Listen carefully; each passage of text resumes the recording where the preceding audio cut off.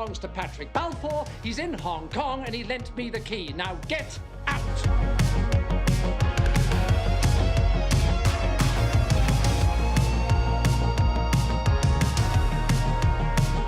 How strange. I swear she said bye-bye, yet I still see your mouth flapping. Oh my God, Toy Story, that's it. I love that movie. Oh.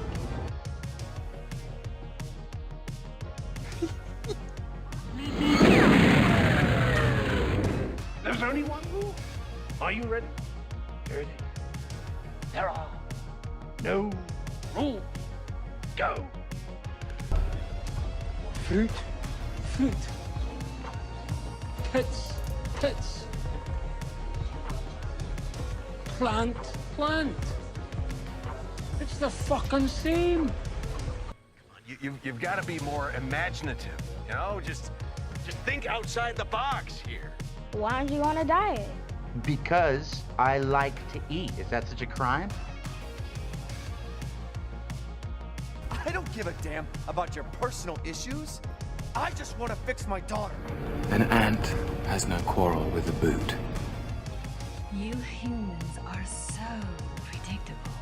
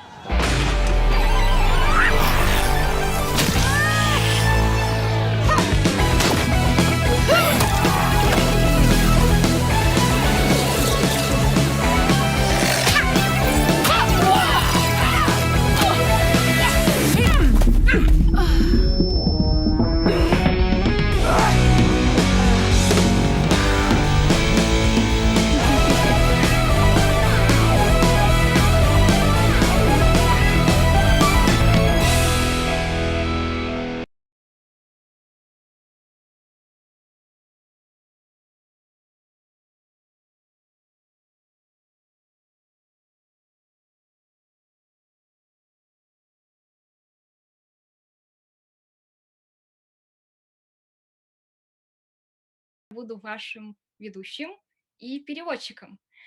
Также у меня есть свой собственный YouTube-канал, где я рассказываю про поступление в Гоблинс и Колларцы, ссылка в описании, если что. И сегодня я буду вести этот стрим и переводить все на русский и английский. Сегодня у нас в гостях Тонико Пантоха и... привет, Тонико! Также на связи выпускники курса 2D анимации Алины Трубачёва, Лиза Кукунчикова и Никита Попов. И наш прекрасный ментор по 2D анимации Эдвард Кручевский. Всем привет, ребята! И right now I'm going to translate everything I have said right now into English. Hello, everybody! We are animation school, and today we have our traditional feedback. And today we have our traditional feedback for 2D animation of our now alumni from a foreign guest. The guest is Toniko Pantoja. My name is Sonia. I'm a student of Goblin Arts, and today I'm gonna be your host and interpreter. Just in case, I have my personal YouTube channel where I tell about the application to institutes, and you can find the link in the description. And today I'm going to translate all the guys are going to say into English and Russian. And hi, Toniko, we very happy to see you here. And we also have here our gorgeous alumni.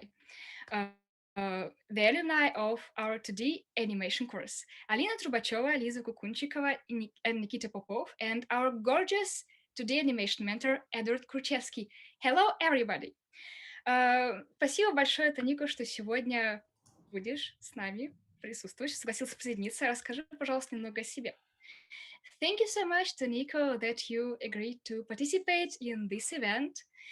Could you please tell a little bit about yourself? Hey guys, my name is Toniko Pantoja. I've been in the industry, I would say, since 2014 as a full-time. My first experience was at Dreamworks Animation Feature. But as, I don't know if Sophia said this, but I am CalArtian. I came from CalArts. But before that, I was actually at Sheridan College for 1 year, just basically learning how to draw. But ever since Netflix, I've been, doing freelance for other studios. I've worked full time as an animator for Tonko House up in San Francisco. And then I came back to Dreamworks again.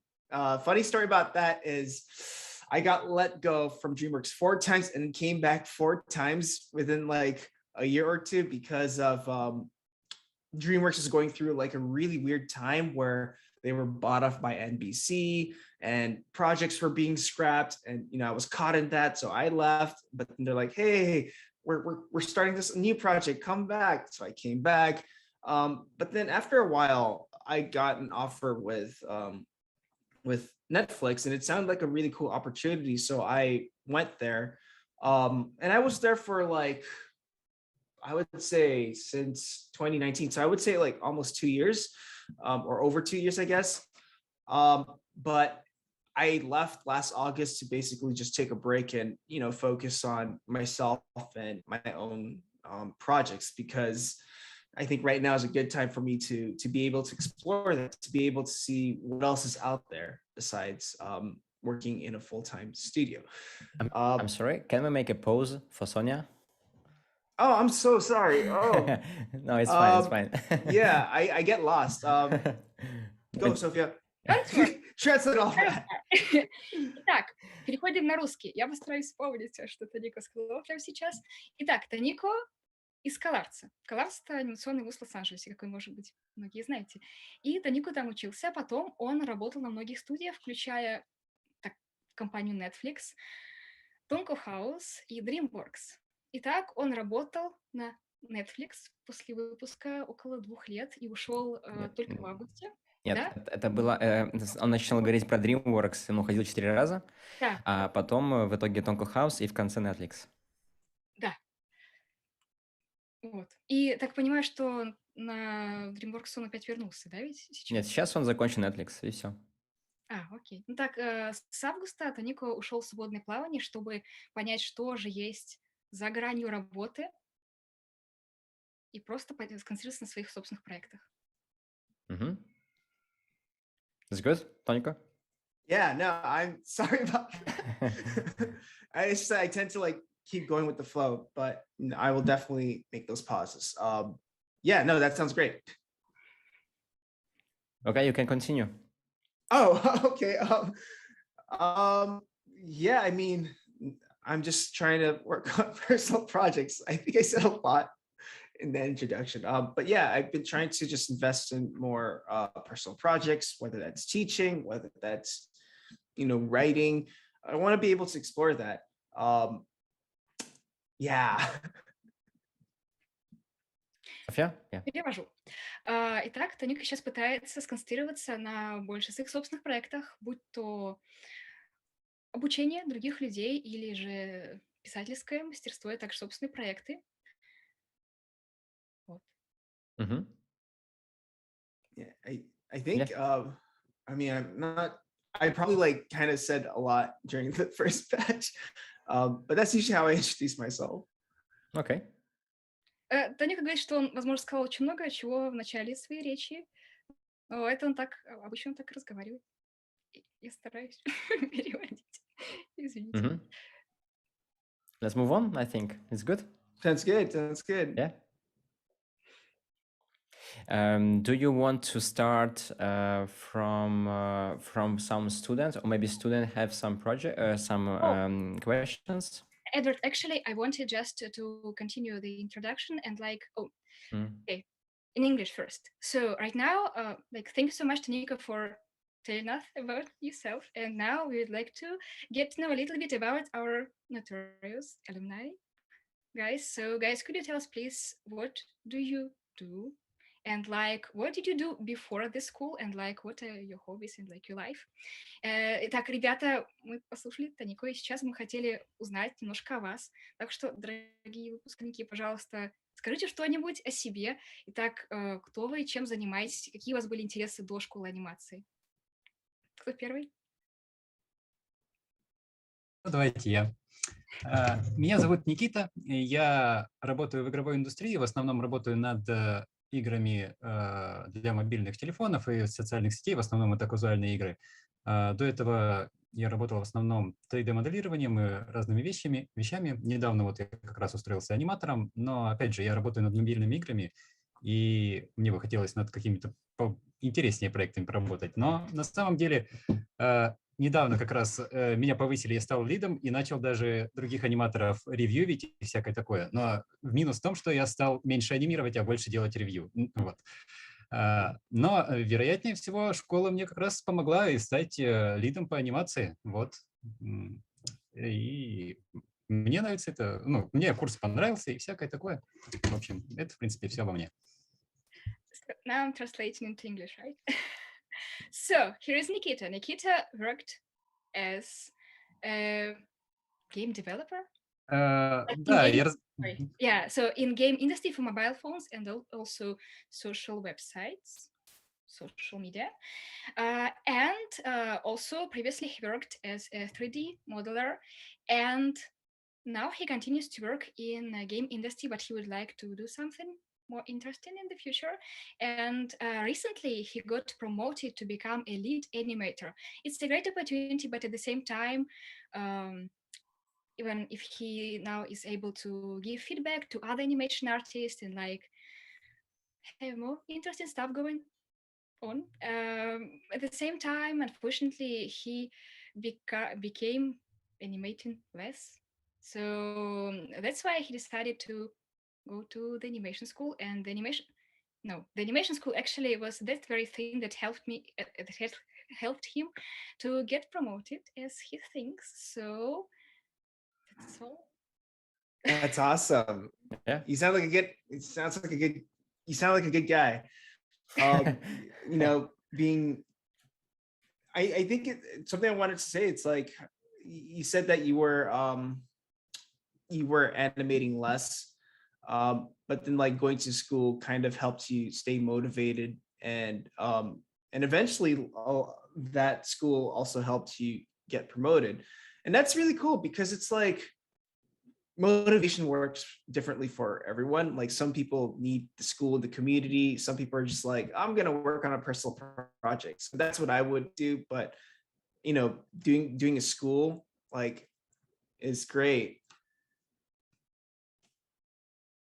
Okay. Yeah, I think Sonia.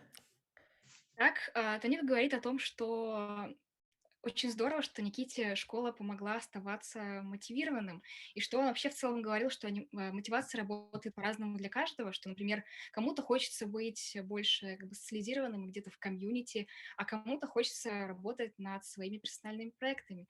И это очень здорово, что школа помогла Никите оставаться на волне. Yes, okay, let's move on. Алина? Да, привет. В общем, я учусь в Институте кино и телевидения на художника-аниматора, вот, и всячески дополняю свое образование разными курсами, и Animation School было большим-большим-большим таким дополнением к моему образованию, вот, так что я еще в процессе, думаю, что еще долго-долго мне до каких-то высот, вот, двигаться. Но, не знаю, мне кажется, что благодаря школе все пошло намного быстрее, я стала понимать вообще, как это все работает. Вот, и Animation School помогла мне, я делаю там свои короткие фильмы для фестивалей студенческих. Вот, так что спасибо, Эдвард. So, Alina studies in Russian Institute of Cinema. It's like GIP, I guess, right? As an animation artist, and she tries to add a lot of courses to her education, and like the animation school, in her opinion, was a great decision because for some reason she thinks that she still has to go through a big path for some stars, I would say, but she thinks that animation school helped her a lot to make the process of education a lot faster, and she is very grateful to the school itself and to Edward. And the courses from the school helped her a lot to create her personal animated shorts for animation festival and just participate in the cinema life of our country. I hope Yes, it was good. Yeah, I mean, I just want to say, like taking a class to help further improve your skills to work on your personal project is very cool, and your own short film. Good luck with I can't wait till your short film is done, and feel free to share it with me too. I love seeing shorts from personal stuff. And good luck with like film festival circuits. Go on that filmfreeway.com and submit all your films to those festivals. That's a good site, by the way. Итак, Тоника сказал, что очень здорово, что школа помогла тебе с воплощением своих мечт и созданием своих персональных проектов. И это очень здорово, что ты участвуешь в фестивалях и занимаешься анимацией. Также он сказал очень интересную вещь, что ты можешь делиться с ним своими проектами, потому что ему очень нравится видеть персональные проекты. И также он сказал, что можно как бы зайти на такой сайт, который называется Animation Freeway, да, и послать свои фильмы на все фестивали, потому что, а почему бы и нет? Это очень классный совет, спасибо. Thank you so much for advice, Toniko. More like encouragement. I'm good. Liz? Next one. Yes. Всем привет, меня зовут Лиза. Я получила совсем другую профессию, но я всегда любила рисовать и все-таки старалась развиваться в этом. Анимация меня тоже очень интересовала всегда. Я искала возможности ей научиться и в конце концов нашла эти курсы. Вот я их закончила. Надеюсь, что дальше я сменю род деятельности. Okay, now I'm translating. So Lisa got a completely different profession, but she always was interested in drawing and animation, and always wanted to try her luck as an animation artist. And so she found that she hopes that eventually she will just change her job, like change her way and become a full-time Right on. animator. Like, is there like a certain studio or place that you think about when you think about pursuing work in animation? Лиза, есть ли какая-нибудь студия или какая-нибудь компания, в которой бы ты хотела работать? В анимационной имеется в виду. Честно говоря, нет у меня какой-то конкретной цели. Lisa says that, to be honest, she doesn't have some like certain aim at the moment. That's freeing. That's very freeing. Это очень освобождает. Okay, so let's move on to our session, feedback session. All right. Toniko, please. I'm sorry. Sorry, Edward. So, Toniko, could you please tell which student you would like to look at first? Yeah, I mean, I have 3 all loaded up in my Paint 11.5 window. Oh, yeah. Ooh, looks like really cool. So I'm going to close my eyes, click left and right, and then I'm going to stop at... Итак, Тонико сейчас открывает свой TV Paint 11.5. Я запомнила. У него предзагружены все демо-рилы, но он сейчас решил вслепую тыкнуть и выбрать кого-то из студентов, потому что, видимо, он не хочет никого ставить вперед. Честный. Так что... I might butcher this name. Is it pronounced Elizaveta? Yeah, perfect. Okay, so first we will show her demo reel, and then you can share your screen. Sounds good, sounds good. Юля, Лиза первая.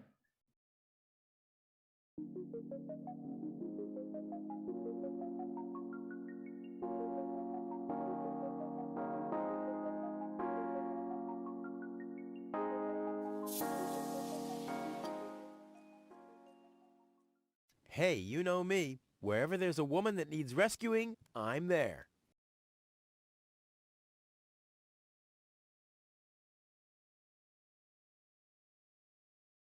Yeah. We are online right now. Yeah. Yeah, if you have some question, you can ask, of course. Yeah, how long do you want each feedback for? So if it's gonna be like 2 hours in general, so it could be, I don't know, like 20 minutes per person, maybe longer. I'm not sure. Okay.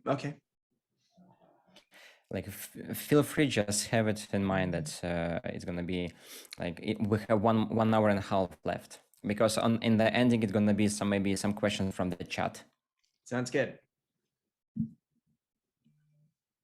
Итак, перевод для русской аудитории. Сейчас решался вопрос про то, насколько долго будет каждый фидбэк, и решили, что фидбэк будет около 20 или плюс минут, потому что осталось 1,5 часа, и нам нужно не только просмотреть работы участников стрима, но также и прослушать какие-нибудь вопросы из чата. Так что, ребята из чата, если у вас есть вопросы, пожалуйста, пишите их. Может быть, мы на них ответим.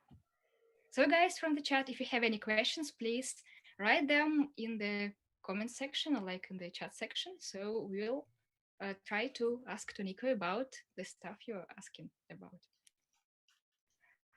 Okay.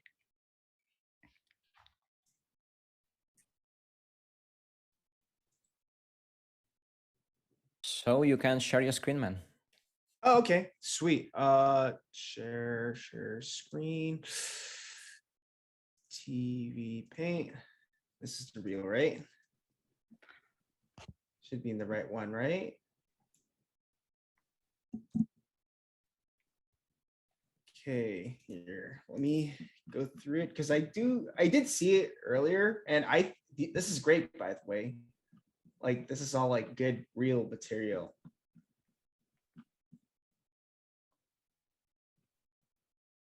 I'm gonna go through like what I think, what I noticed first when I was watching it, first impression, then I can go back and see if there's anything specific. But you know, I think like all the stuff that you have is pretty solid, and it's like I think there's like some really good potential. I think this is great. I just think like some things can be pushed, especially in the acting department. So like for something like this, let me play it. Oh, Nico, I'm sorry. May I take a little pause and translate to guys, just in case? Sorry. Итак, Лиза, Тоника сказал, что ему очень нравится деморил, и он выглядит очень цельным. И он будет говорить просто о тех вещах, которые его как бы зацепили его в глаз. И ему очень нравится работа здесь, очень много потенциала, но в то же время есть куда расти в плане актинга, то есть актерской. Oh, no worries. So yeah, I think like for a scene like this, I think there could be you know, much more push drawing. So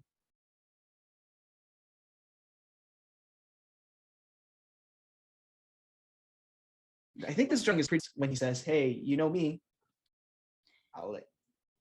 Итак, он говорит про эту сцену, он говорит, что как бы, некоторые позы из этой сцены можно было бы толкнуть или как бы преувеличить еще дальше. И, например, он начал говорить, показывая как бы 2 позы, он начал говорить о том, что как бы эта его актерская игра не очень работает, когда он говорит «hey». So when I think about the acting choices, I really think about the eyes, because when you have the eyes just like open in a very standard pose, it starts to feel a bit still or inactive, or there's no current attitude. So when he says, "Hey, you know me," so sometimes I like to utilize eyelids. Oh, and by the way, you can feel free to translate that because I'm gonna do some drawovers. Он говорит о том, что он смотрит, когда на позу с актерской игрой, он в первую очередь уделяет внимание глазам. Потому что, например, если глаза находятся в такой какой-то спокойной позе, как вот тут, то может казаться, что поза или в целом как бы выражение лица такое немножко как бы статичное и как бы не игровое. И он старается также всегда использовать веки в анимации. Yeah, I would say it's just like pushing the just a bit of the eye language and the asymmetry of like Да, the также eyebrows это too. также как бы преувеличивает как бы актерскую игру и асимметрию, когда это всегда полезно в анимационных сценах. I think this all feels pretty good. Все получается отлично. I think when the character says, "Hey, you know me," so when I think about dialogue, I think it's also good to think about key words in that line of dialogue to help emphasize some of the acting. So it's like, "Hey, you know me," and I feel like me. It's like when I look at dialogue, I start underlining some key words that I can start thinking about key poses that relate to those words that help me for the acting. So when I heard the dialogue, "Hey, you know me," there's an emphasis on the me where I do want to push the acting. And I think you have, oh, sorry, you want to translate that first? Тоника говорит, что когда он анимирует диалог, он всегда старается как бы разбить диалог на ключевые слова, чтобы мочь к этим ключевым словам подвязать ключевые позы. Например, когда он говорит «Hey, you know me», типа «Ты знаешь меня», он как бы именно акцент идет на me, то есть вот и ключевая поза. Yeah, so the thing I wanted to say is that you had me, when the character says me, it's already like moving out and already moving away. So we don't get to feel a bit of that word. And this is just how I would approach it. It's not really like, you have to do it this way. It's more like what my instincts are. So I think overall you have good instincts. But then like for me, like when I think about certain words or certain things in dialogue, I do just want to push it or stay in those acting poses or stay in that idea longer. Итак, он говорит о том, что когда персонаж говорит «ми», он начинает немножко, как бы я сказала, съезжать. В общем, он считает, что на этом месте он бы мог продержаться немножко дольше на этом слове. Он, конечно же, говорит, что это просто как бы сделал он, и что ни в коем случае он не говорит, что это только единственный способ, каким должна быть сделана анимация, и в целом, что у тебя отличные инстинкты. Вот. Но он бы хотел эту позу больше преувеличить. Тоника так быстро разговаривает, что я иногда не успеваю, но я очень стараюсь. I think this drawing is really good. And I think if you could like have a lot of the quality in this drawing and most of the acting, because I think like you might want to try and find ways to keep the character intact. So you know, maybe this character is very coy or very nonchalant, very casual. I think he'd be more, you know, laid back and more loose. And even the eye language, like this is great. So I wonder if it's like... Тонику очень понравилась эта поза, на которую он как раз указал внимание. Он сказал, что было бы очень круто, если бы целиком весь диалог был бы в таком как бы стиле. Он говорит также, что, наверное, нужно смотреть на персоналити, на личные качества персонажа. Например, что вот этот персонаж выглядит такой, как casual, такой, не знаю, на расслабоне парень, и что было бы здорово, если бы он там, не знаю, как-то наклонился или как-то там... В общем, показать через его телодвижение, через брови, через веки показать, какой на самом деле. This is just another idea, and this is something that like my friend Rune Beneke, really talented animator, you know, he would tell me these tips like, you know, don't always have the character like straight up when they're acting, like maybe like have them angled and you kind of have that where there's kind of a, what's it called? Contrapposto, where it's like, you know, the angle of like the shoulders and the hips and they're all like dynamic and contrasting. Not like, don't push it like this, but it's more like, just think about like, everything is uneven, asymmetrical. So that also helps. So something like this, you could even like have him way more laid back. Oh, right, go on. Так, Тоника говорит о том, что он бы хотел нам рассказать о том совете, который ему дал его друг по фамилии Беннеке. Извините, пожалуйста, не услышала имя. Но его друг, прекрасный аниматор, давал ему замечательный совет, например, при том, что персонаж не должен тогда стоять вот так вот прямо. Можно добавлять какой-то асимметрии ему в позу, или, например, поставить его в позу контрапоста, что значит, ну, как бы, вы знаете, что такое контрапост, чтобы добавить какой-то живости в актерскую игру. Это очень помогает.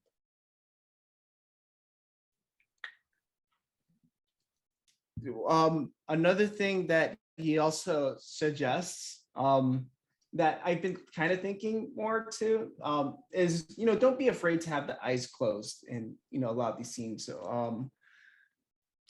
Также другой совет, который давал ему его друг, не бойтесь закрывать персонажам глаза во время актерской игры. Например. So like even like when the eyes are closed, that also helps push some of the acting, because it doesn't feel, you know, when the eyes are open all the time, things might feel a bit stagnant, and you know there's room for that. But then, like, especially for an acting dialogue scene, like sometimes, you know, when we tilt our heads forward, we don't really see our pupils. Like if I tilt down, it's just like mostly my eyelid, and I think that also makes things feel a bit more natural when, you know, if a character is kind of like looking down, you don't really see a bunch of the eyes, but just that subtle detail shows an observation of, like, you know, life, and things like small observations like this makes the animation feel a lot more relatable and believable. Так, насчет того, что глаза могут быть закрыты в сцене, он говорит о том, что если глаза будут все время открыты у персонажа, это может показаться немножко странным. И не всегда мы видим зрачки персонажа. Например, если глаза будут немножко прикрыты, в то время как персонаж разговаривает или играет на публику, то это будет ощущаться более натурально и более как-то живо, что ли. Он также показал, как он там рисовал слегка прикрытые глаза. И да, это... Yeah, I'm just like seeing like, okay, holding that eye close, like and I would really push the, oh shoot, let me set that to erase.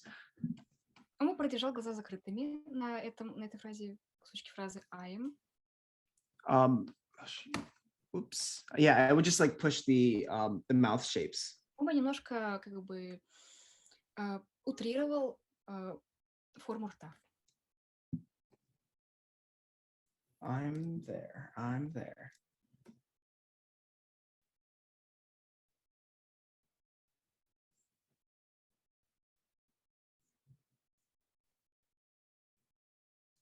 I would probably, for this last pose, I probably wouldn't end at the mouth closed and up there. I'm there. I think it would be nice to just like end it at there. Так, для последней позы он бы, наверное, не стал закрывать рот, он бы оставил его приоткрытым, в той позе, которую он только что продемонстрировал. I mean, again, all these notes are just like, you know, do. Это все инстинкты, которые он бы сделал. I'm there. I'm there.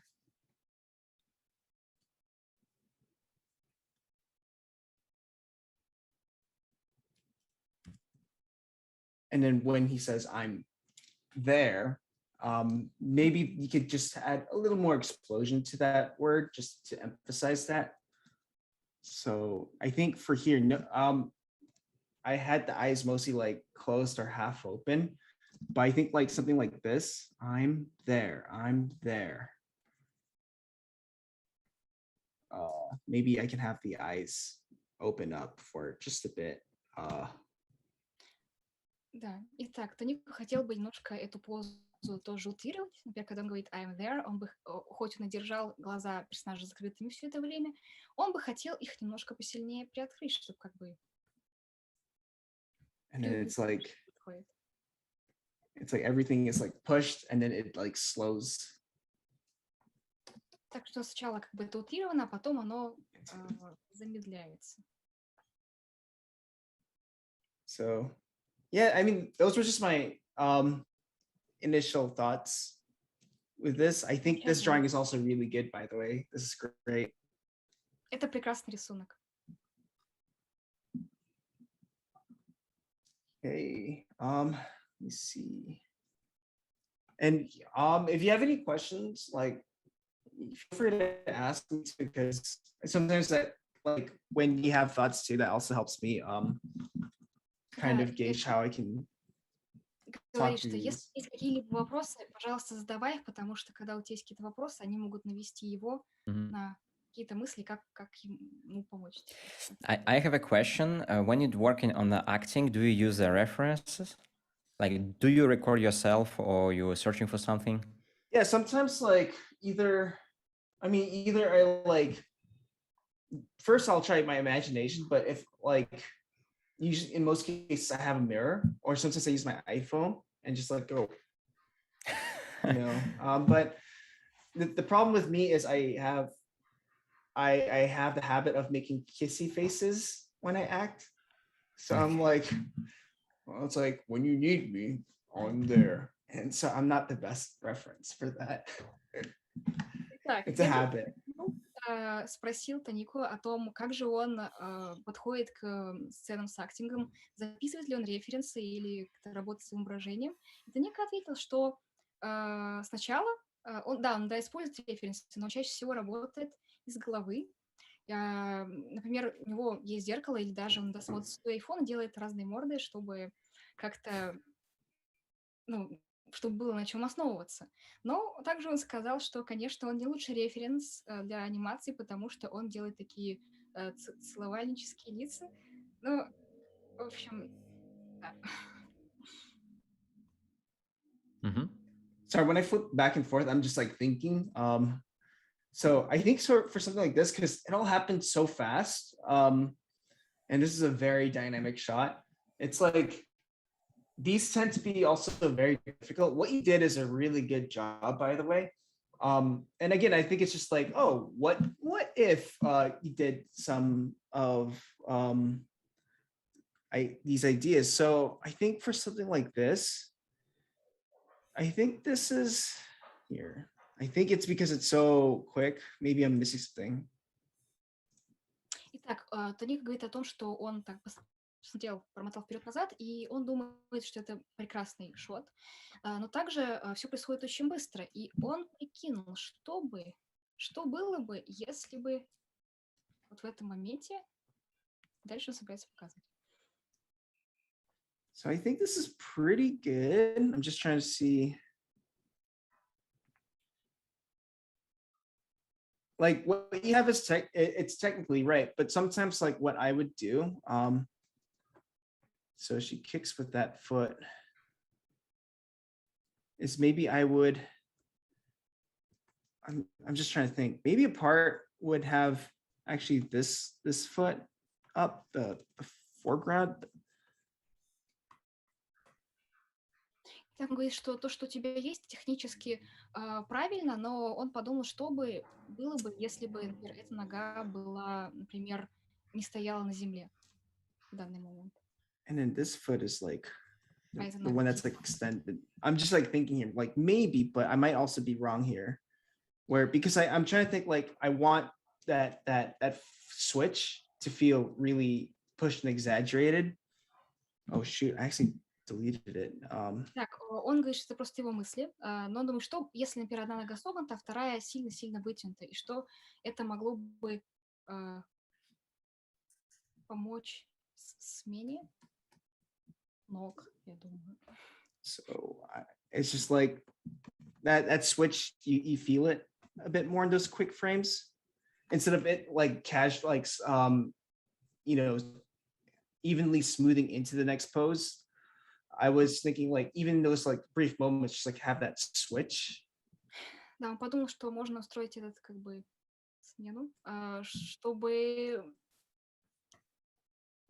Это было, наверное, более утрированным, более видно в таком динамичном кадре. This is an awesome drawing. I love this pose that you have, by the way. Прекрасная работа, прекрасный рисунок и замечательная поза. Ему она очень нравится. This is cool. Это клево.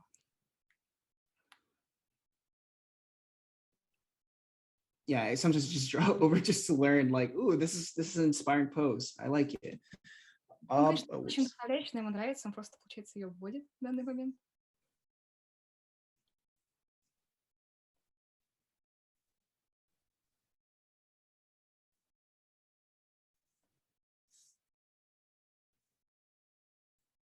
Oh, okay. So I thought of something. So I think what could make this more dynamic is so something one of my mentors told me is that when it comes to like staging for animation or design for animation, it's okay to not show everything or not show clear silhouettes. Sometimes it's good to have something pop in or pop out. You want to translate that, or should I? I'll do the draw over. Yeah, I can translate at the moment. Итак, он просто сейчас подумал, что один из советов, который дал ему один из его менторов, был о том, что не всегда нужно показывать и расставлять все в анимации, да, что может просто появиться так, ни с того ни с сего. So it's like maybe her arm Может быть, could be used to hide some of that head. Спрятать какую-то часть головы. You could even really push the foreshortening if you wanted to. Ты могла бы еще как бы еще утрировать перспективное сокращение, если ты захотела. So, like, it also creates a nice whipping sense of contrast when, let's say, the character И создает leaps out. хорошее чувство контраста, когда персонаж прыгает. So it's like you get a nice it's like this is a squash pose. This is the stretch pose where everything is fully extended. Да, та поза была как бы как сквош, как бы сжатие, а эта поза как растяжение.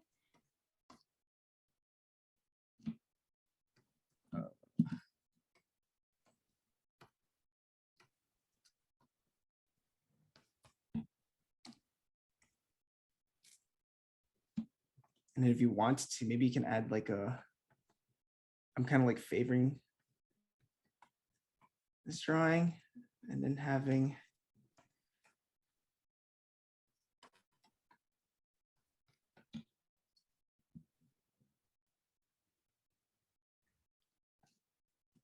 maybe that's not appropriate.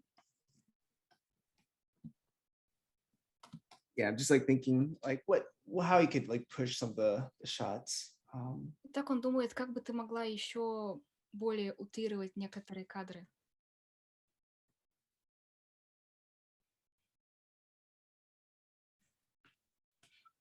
So I think what this I feel like the timing in this shot, I think her kicking this dude it's kind of fast, and I'm just like wondering if there's a way to make this a bit more readable. Итак, он думает о том, что то, как эта девушка пинает этого парня, немножко слишком быстро, и он сейчас задумался о том, как бы можно было сделать этот, как бы, не кадр, а эту сцену более читаемой. То есть, видимо, добавить больше кадров. So there's like two different scenarios we can come up with here, because I'm looking at the arcs. So the arc that you have, she kind of goes up, but I think for me to justify that arc, I would actually like have maybe a few more key poses where. Итак, Тоника говорит, что есть несколько путей, по которым можно исправить эту ситуацию. Говорит про то, как он посмотрел на арки и то, как ты как бы сделала, это то, что персонаж прыгает вверх. И он хочет как бы оправдать это движение вверх и добавить еще несколько ключевых поз. It's like maybe you hold into this idea more, so Может держаться больше в этой идее. and then you really feel her push this guy down Затем as she почувствуй, shoots up. как она реально парня этого вниз толкает.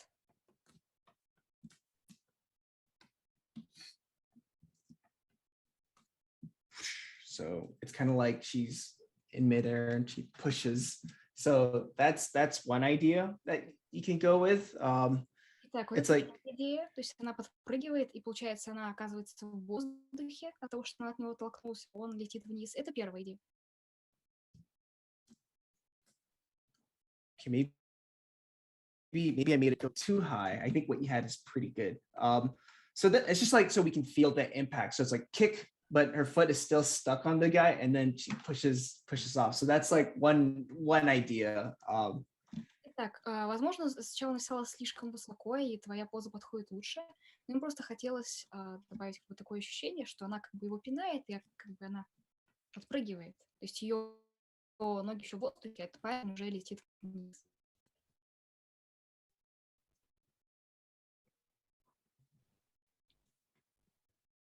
Okay, so I have a thought on this. So as soon as she lands, and because I would say like as soon as like she hits the guy again or lands on him, I would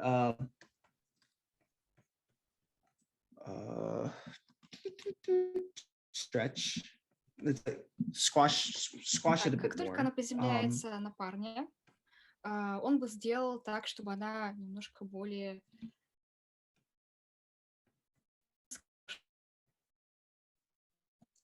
I'm like squashing her more, and then she can then slow pose and then settles into this pose.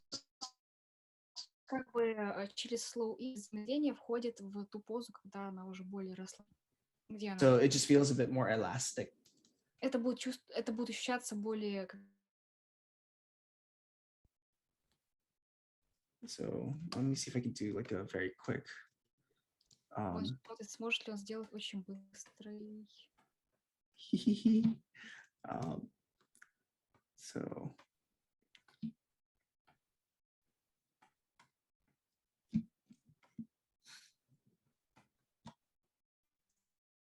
it's like as soon as the impact and then settles. That's pretty much it. Like boom. And then you kind of like go to this pose into there. So it's like that nice squash and then settle. I think that's one of the ways I would do it. Or, and the other way I was talking about for this one, and let me know if I'm going over time, by the way, because I think we can move on. Okay. Quite soon. Yeah.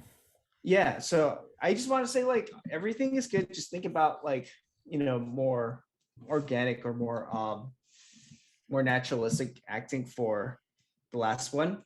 I don't like just more things that feel more like it came from life or observation. This one I don't really have notes on there. It's great. This one's a good shot. Definitely put it in your reel.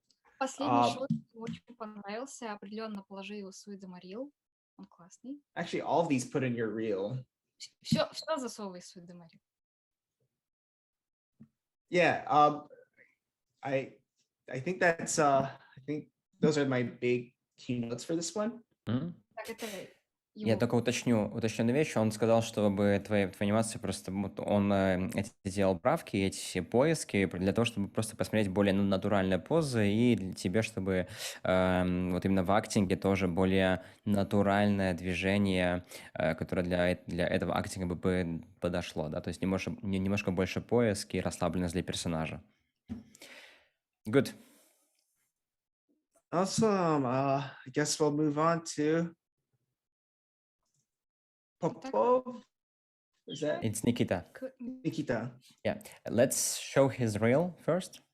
Okay. Yeah, let me stop sharing then, right? I have to do that. So Yep. stop share.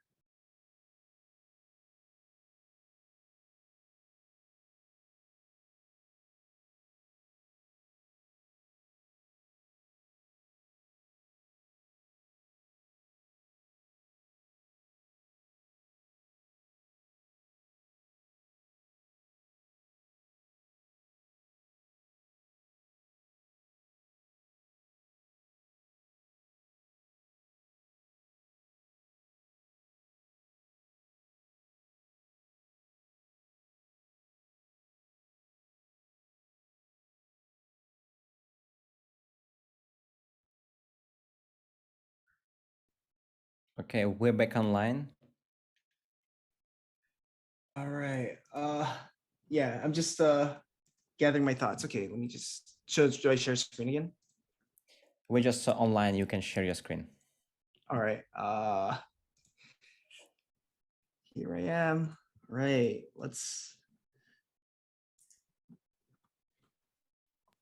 Yeah, I think these are great tie downs. You have very solid drawing skills. Actually, all the reels I've seen so far, you guys were way better than I was as a student. Так, Тоника говорит, что прекрасный тайдаун, очень хорошее рисование персонажа. Также сказал, что он вообще отсмотрел все рилы, и он сказал, что вообще, ребята, вы рисуете гораздо лучше, чем он рисовал, когда был студентом. Something a bit unnatural about this pose. Just in case, don't forget to share your screen. Oh, is it not sharing? No, Yeah, no, it's sharing. It's Oh. sharing. I don't see it. No, it's sorry, it's sharing. Sorry. Okay. Он говорит, что что-то ненатуральное в этой позе, или... I'm just wondering what this acting could be. And of course, like the thing with acting is that it's subjective. I think everyone has like a different approach to acting. And also culture. I think culture definitely affects acting choices too. Итак, он говорит о том, что сам актинг или актерская игра персонажа сам по себе это очень субъективный процесс. То есть он думает, что, конечно, у каждого свои подходы к актингу, и что, конечно, культурный вопрос тоже сильно влияет, культура человека тоже сильно влияет на подход к актерской игре. Yeah, I'm not trying to change the acting. I'm more so trying to see how I could make what you have work stronger. Он не пытается изменить актерскую игру, он просто пытается сделать так, чтобы то, что ты предложил, лучше работало. So I think her torso could be leaning away from us. So торс может быть как бы отклоняться немножко от нас. just to justify that tilt. Этот наклон. Or could be hiding her face. It depends. Или рука может перекрывать ее лицо, это зависит от тебя. So there's just a bit more weight as she's leaning on this leg. Когда она опирается на ногу, можно добавить немножко больше веса. Just pushing her knee out. Она немножко как бы от нас отворачивает свое колено.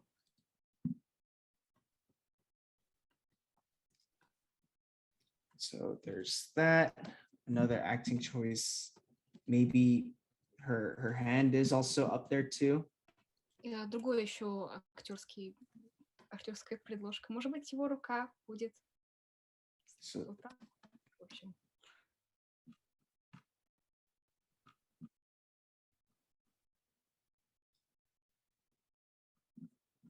I think this is all good.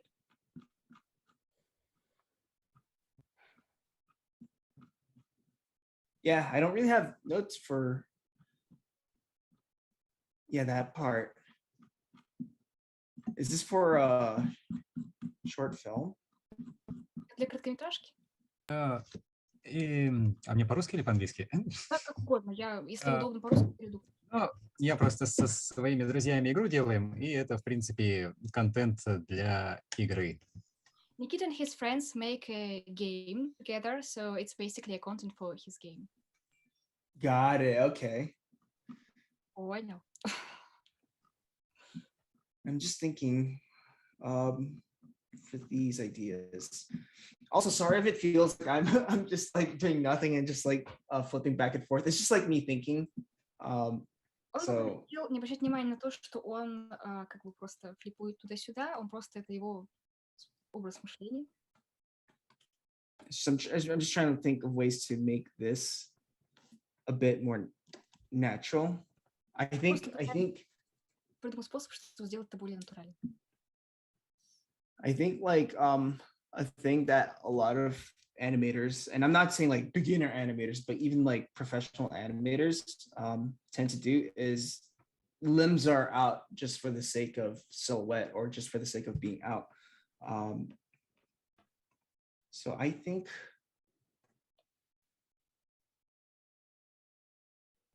I think this acting pose.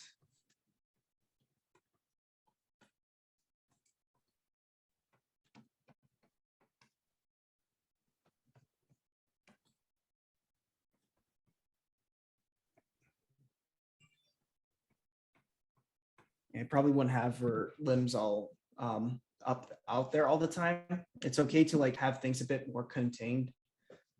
Он думает, что не всегда будут как бы руки все время как бы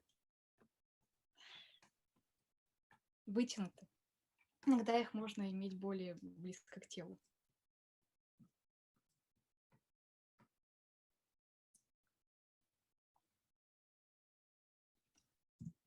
Yeah, so I think this could use like a bit more contained acting choices or more contained. Он думает, что как бы вот эта поза может быть более собранной.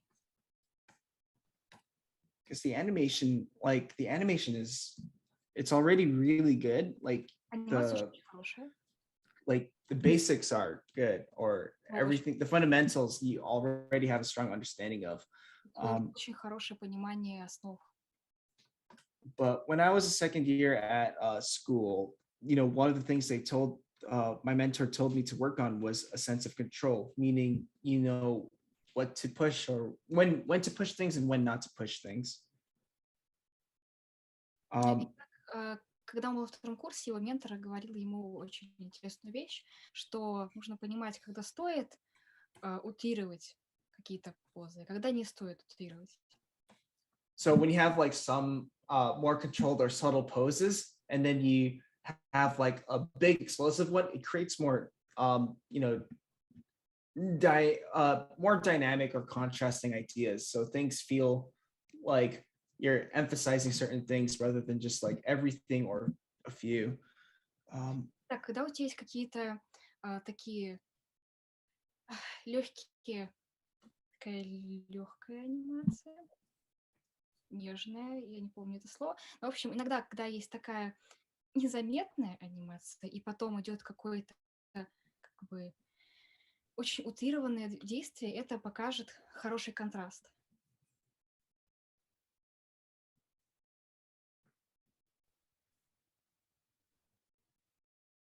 So I think another thing you can think of is, you know, a bit of an overlap in not just like things like the hair or the clothes, but also in like body movement. So let's say if you look at my camera, when I shift around, it's like my head is kind of shifting too. Just this helps like create things a bit more organic. So, and this is kind of what I'm thinking for something like this. Like this is what you have here is really good already. Итак, это о том, что иногда можно добавить больше оверлэпа, я забыла, как переводится, но, в общем, понятно. Не только волосы или в одежду, но в целом во все тело. Ему очень нравится эта поза, он считает, что она очень классная.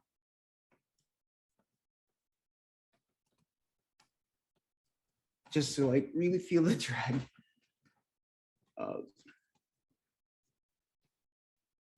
Because it's like, also the reason why I'm thinking of this is because I feel like this idea is good and I want to sort of favor it or kind of read this idea.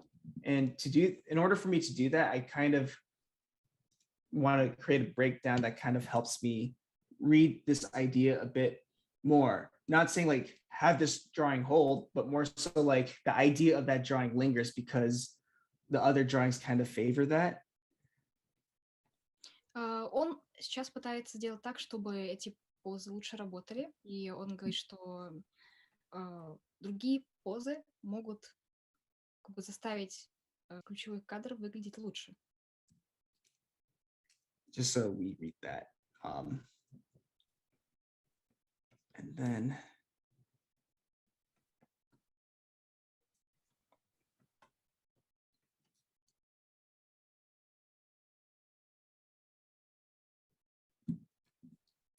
I think this is good. This is a great, cool pose that you have. I love it. Крутая поза, ему очень нравится. Just so things just feel a bit. There's a bit more of a drag. That's all. I think I'm just gonna do spots. Не замедление, а протаскивание. Да, что он тянет. Тянет, да.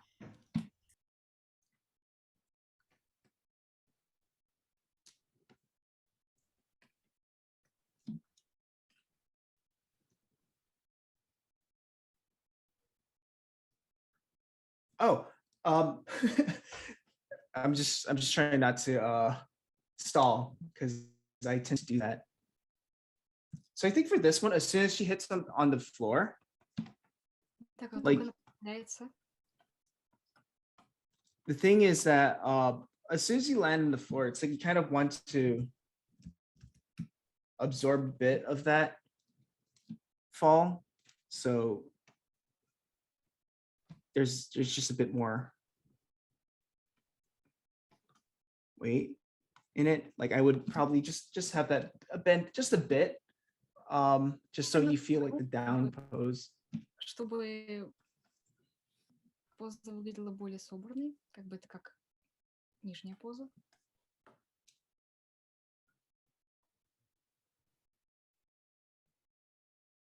Her arm kind of hangs on there for quite a while. Ее рука здесь находится достаточно долго.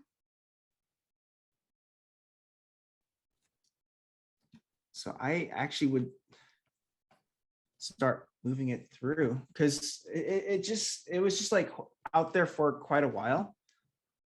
And I think it doesn't really add anything if you just have it out there for too long. And I kind of just want to like, have that momentum shift. And I'm just going to have her wrist foreshorten the camera. Он хочет, чтобы вообще протащить руку через тело, чтобы она как-то органично прошла из одной позы в другую. И он бы в одном моменте сделал как бы перспективное сокращение для кисти руки.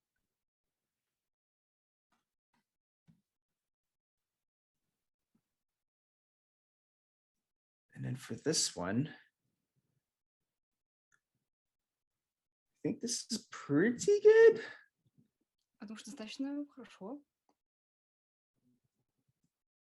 I think like naturally, like when something like this happens, because it catches me off guard, I'd be like, holy crap.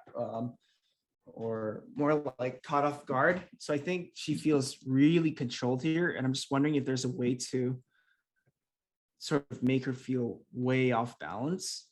Он думает, что она здесь себя очень хорошо контролирует, и подумал, что было бы, если...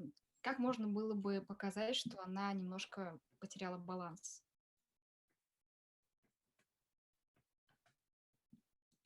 Or it's like, it's kind of like you could have it flail. So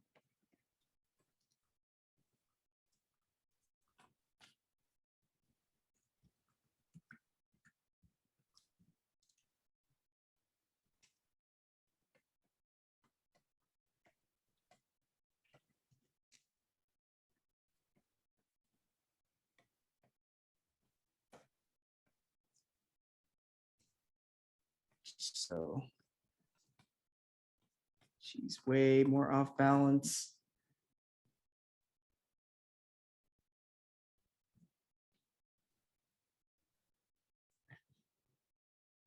And when she lands, because I think she lands pretty composed. Oh, oops. Sorry. Maybe one arm kind of goes down. Так, когда он приземляется, он думает, может быть, одна рука идет вниз. И вообще он, когда работал над позами, он постарался сделать так, чтобы она чувствовала, что нет баланса. Or you could do that. I'm just like thinking like what could be composed better. So maybe it's this hand that lands, but then this hand kind of stays on top, just so that there's just a bit more of. Он думает про то, что также про композицию, что может быть это правая рука, получается, опирается на землю, а вторая рука наоборот поднимается.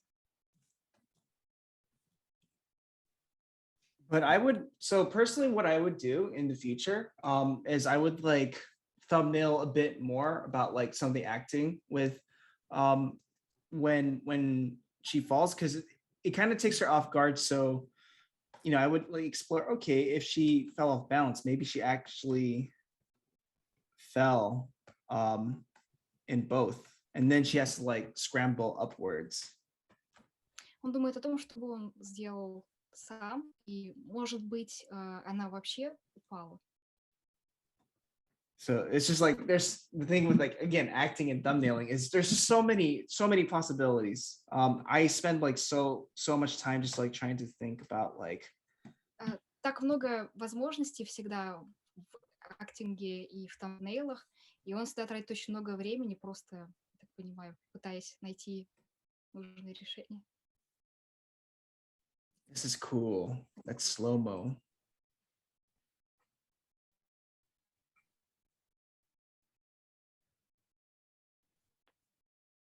And then I'll just like yeah, I think I would have this arm down. Он думает, что эту руку он бы опустил.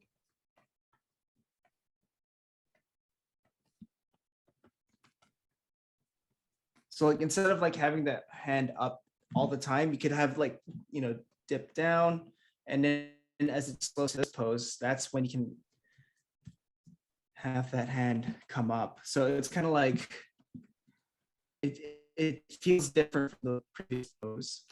Итак, когда он считает, что не нужно все время держать руку как бы вверху, можно ее и опустить, и вот только когда персонаж переходит уже в это замедление, руку можно снова поднять, чтобы позы связались. Also, I would say it's okay to like just foreshorten things a bit. Like even for this hand, like I'm even making it go behind her. This is pretty good. Он сделает так, что эта рука уходит немножко назад за ее тело. And then it can like come back. Oh no. Come back at us with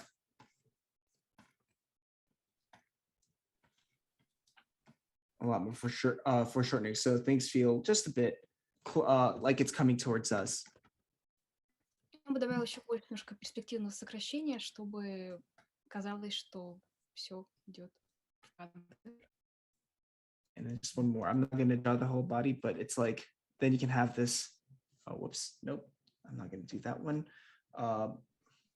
So it's like when her hand comes towards us, then we really feel it, the silhouette come like that. So it's like far and then like that.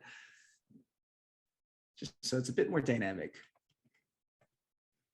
But yeah, that's pretty much it for that. I mean, this acting, this whole body action scene, it's so difficult to do. And I think you did a terrific job. So I think these are good. Считаю, что актинг с персонажем, когда в кадре все тело очень сложно, и ты справился отлично. Это тоже очень круто. I don't think I'm gonna do jawovers here. I think this is great, but I think like maybe the hair just a very subtle or small like overlapping, just so we can get a sense of the weight in that hair as she walks. Even like tiny details like that. Oh, add so Он не much. будет здесь делать никаких поправок, но считаю, что было сделано очень хорошо, но чтобы он сделал, он бы добавил немножко немножко движения в волосы, чтобы мы больше чувствовали баланс персонажа. So I think this scene technically works really well, and I think for like I want to really feel that impact of the last frame. So I would actually like kind of go the anime route where it's like, you know, что вся сцена работает очень хорошо. It's like she's far, and then she's kind of coming closer to us, so you know, just a bit more foreshortening. Он бы добавил в эту позу немножко больше сокращения. And then it's like when she comes towards us, Тем, когда она идет уже к нам, it's like really, really big. он бы сделал Just so реально больше, чтобы она прям в кадр была.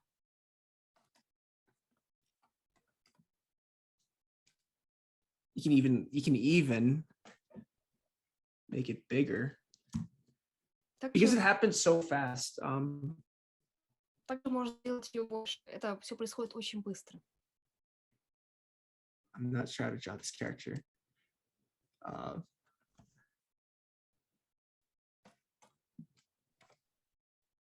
But like really make her come towards the screen, make her like pop right at us. Можно сделать ее прям около камеры, чтобы она прям у нас. Like this is just so that the feeling of her starting from really small and coming towards us feels like it just blows up in our face.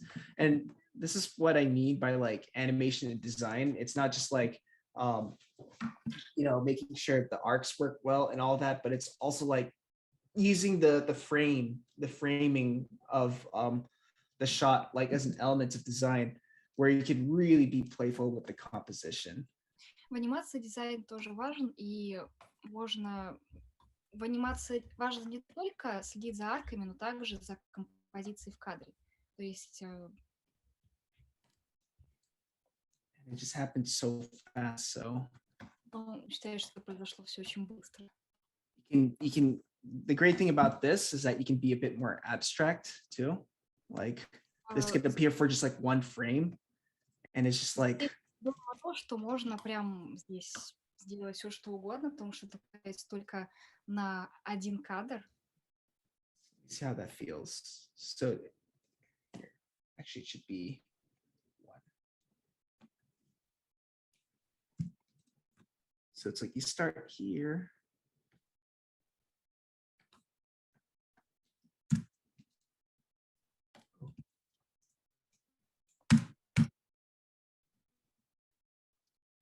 So it just like feels a bit more like, whoa, in your face. Yeah, that's pretty much it. Yeah, I think that's really the only feedback I can give. It's more about like thinking about the, you know, the overlaps. I would say you don't always have to have the arm out all the time. Итак, он сначала сказал, что реально можно сделать так, чтобы она прям врезалась в кадр. И также он добавил про то, что не обязательно держать ее руки вытянутыми все время. Oh, and you know, don't be afraid to be also more stylistic, especially with dynamic shots. And this is also like when I saw the last reel, it's like, you know, be a bit with dynamic things that happen so fast. Be playful, be a bit more experimental, and you know, have like little frames where it's just like, how does that make sense? But whatever. What matters is you feel the impact of the drawing. Итак, Когда сцена динамичная, все происходит настолько быстро, что можно как бы быть немножко более игривым со своими кадрами. Можно рисовать вообще что угодно. И главное, можно даже не думать о том, имеет ли это смысл. Главное — ощущения и чувства, которые ты передаешь. That's pretty much it. Great work overall. Good Thank you. stuff, Nikita. Nice. Do you have, Nikita, any questions?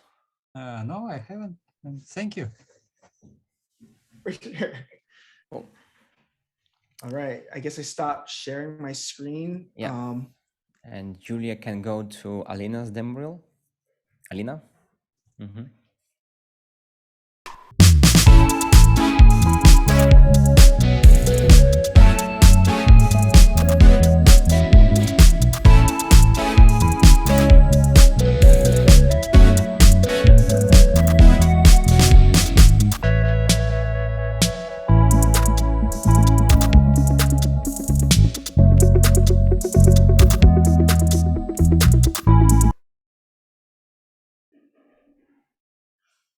Okay, we're back online. Sweet. I guess I'll share my screen again. The first example that you had reminds me of my friend's work. I don't know if you know her. Her name's Nadia Mira. But like this kind of like reminds me of her stuff. Like just a shot. Которую ты показываешь, очень напоминает работу друга Тонико. Это Надя Мира. Возможно, ты ее знаешь. Очень напоминает ее стилистику, возможно. And this one's great. I have a lot of I don't really have notes on it. This is great. Great use of like smears and yeah, like everything just feels really dynamic. Like that shot is awesome. Это шот прекрасно. Ему очень нравится, как насколько он динамично и использование смазываний, предположим. But what could I mean, you know, just I think it's just like a few drawings really. Because you have like some really nice foreshortening thing going on. Where this feels good. And then I was wondering, like, maybe it could even be a bit more stylized, where it's like her head is like here, but then like her thighs and her legs are gonna be like really foreshortened, just so that it kind of you have that forced perspective. Итак, он подумал, что, так как персонаж сам по себе стилизованный, что если его бы еще сильнее стилизовать? Например, что сделать прям очень сильное перспективное сокращение. Even her arm could like hide just a bit of her torso too. Так, даже ее рука может спрятать немножко ее тело, например. Yeah, I would probably exaggerate it a bit more, just so it really feels that. But that's about it. Вот и все. This is great too. So this one for me, it's a bit hard to talk about because also it's like, how do you? It's like I always talk about push the acting, but something you also have to realize is, does the art style call for it? And that's something that's like always really hard for me to talk about. You can feel free to translate that. Да, он говорит, because I'm just like, что всегда вот про эту работу ему будет сложно что-то сказать, потому что он всегда говорит, что нужно как бы преувеличивать актинг, что-то делать, но нужно ли это для стилистически нужно ли это? Нужно ли все пушить? Okay, so for some reason it didn't import the sound in this.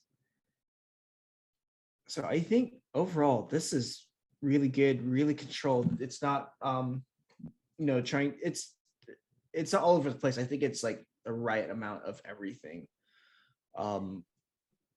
Yeah.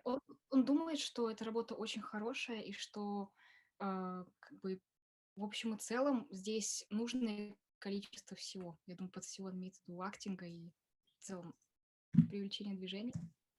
Yeah, so the reason why I said like it's so hard to talk about like how to push certain acting in a certain style, because it's like if I let's say did this to the character, does that work? That's always a very hard thing to talk about. Like, does the design actually call for it?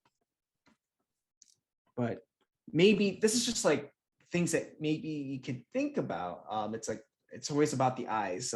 Really, if you're gonna have like subtle acting, like really push the eyes. Так, он говорит, если ты хочешь иметь какое-то такое незаметную или тонкую анимацию, можно как бы преувеличивать движение именно вот глаз и век. But honestly, like I really like how this style looks, even without the eye notes that I gave. I think there's something very appealing about this look. And it's like I'm wondering if there are ways so that you could have like this idea different from this idea. Maybe it's pushing the eyes, maybe it's pushing the silhouette. Or maybe it's also pushing the shoulders a bit more. Again, infinite possibilities. Он говорит о том, что как бы возможности улучшать актинг, они как бы безграничны. И он говорит, что вообще то, что он говорит, что сложно будет что-то сказать об этой работе, в плане дать поправки, потому что и так все работает очень хорошо, и в целом дизайн, анимация выглядит очень-очень привлекательно. It kind of reminds me of like Over the Garden Wall, like this character design. Это дизайн напоминает «По ту сторону изгороди». Это и есть персонаж из «По ту сторону Yeah, изгороди». it is from the Garden Wall. Is it her? Is it a character design from it? Yeah. Okay. It's been a long time since I saw that show. But okay. No, it's great. So yeah, I mean it's hard because it's like, does like the whole Disney acting sensibility work in a design like this? And my response would be like, no, you can't really force that on a style that doesn't really call for it. It's kind of like trying to animate like a Hanna-Barbera cartoon and a Disney style. They were designed for like limited or flat animation. And if you were to do that if you were to animate that in a Disney style, it's like, well, sure, it looks fundamentally good, but I don't think it does the design justice because they were designed in very specific ways. So yeah, that's just my thought on that. I think this is great, by the way. Итак, он говорил все это время о том, что, конечно, можно попытаться использовать какие-то основы анимации Диснея, все так вот по-диснеевски отыграть, но вот важный вопрос, нуждается ли в этом дизайн? И даже если сделать такую вот диснеевскую анимацию при таком дизайне, да, будет видно, что вы знаете основы, но при этом просит ли этого дизайн? Он считает, что нет, что к такому дизайну диснеевская анимация и все эти отыгрыши не так уж и нужны. Но в целом сцена выглядит очень хорошо. Also, sorry, I tend to stray off when I talk. I talk about random stuff. So yeah, I think so for this shot, I feel like the drawings could use work in terms of showing the character actually getting impact, or really feeling that there's weight being pressed against like a surface. So I'm gonna just do drawovers for that. В этом кадре он первое, что заметил, это что можно было бы еще больше утрировать то, как персонаж касается поверхности земли, то есть как персонаж падает.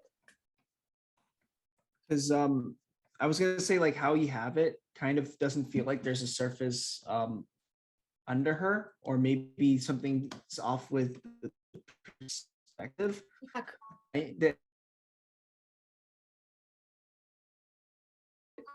Что под ней есть как проблема с перспективой.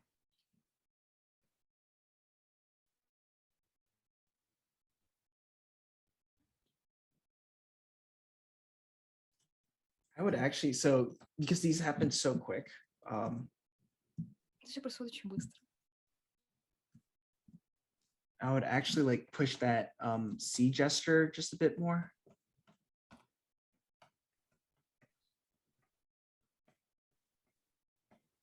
Just so, you know, there's like a ricochet. Oh, whoops. I don't know how to draw feet. I'm a fraud. Hands and feet, I can't draw properly. I'm not a true Jasmine. Тоника говорит о том, что также он бы утерял и эту позу, что было такое ощущение как бы рикошета, и он также сказал, что он не умеет хорошо рисовать руки и ноги. Oops. Это неправда, я знаю.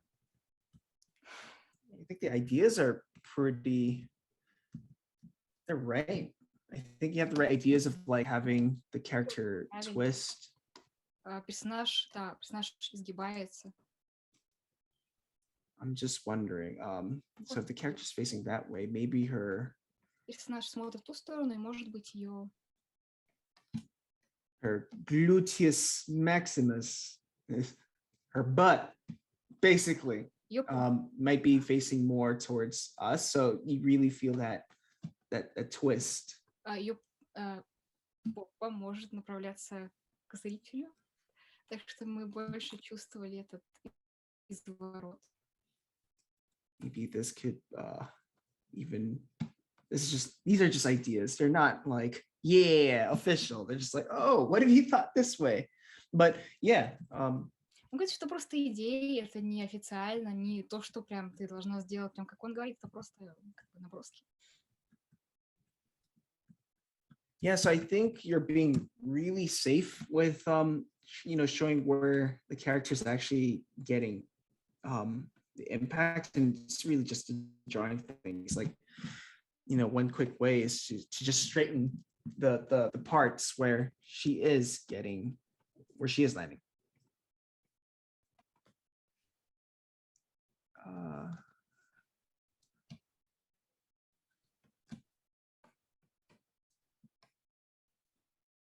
So because you have it really round, it doesn't feel like she's hitting a surface. So I'm trying to find ways if I can do that. Выпрямил те части, которым персонаж приземлился, то есть, например, голова была более прямой, чтобы было больше ощущения того, что персонаж именно вот ударился о поверхность.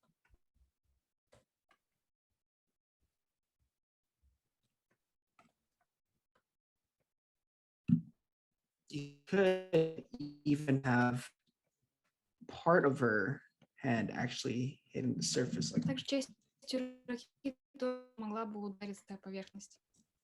and then this hand is like still up there. Эта рука все еще поднята. Yeah, just like it's kind of like the flour sack all over again. Think about the floor sack, everyone. That's what all Disney animation teaches. They love the floor sack to God. They're just like, oh, that is our God, the floor sack. So, but it's like, yeah, you know, really find ways to show that this character is really being pressed against the surface. So, like. Говорит опять то, что, опять же, наш любимый мешок с мукой, говорит, что диснеевские преподы очень любят мешки с мукой, мешок с мукой — это наш бог. Надо попытаться найти способы, чтобы показать то, что персонаж как бы касается земли. Yeah, just so that like they're being pressed against something. Чтобы вещь, все это ощущалось, что-то вляпалось, давилось. So she's tumbling.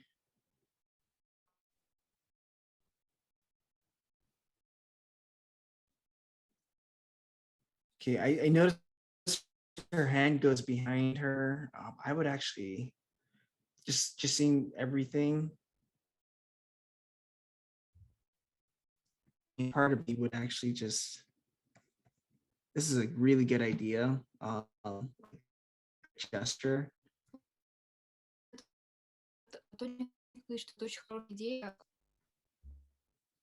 I'm just, I'd probably like have the hand out already. В этом месте хотелось бы, чтобы рука была уже как бы не под спиной. But this is...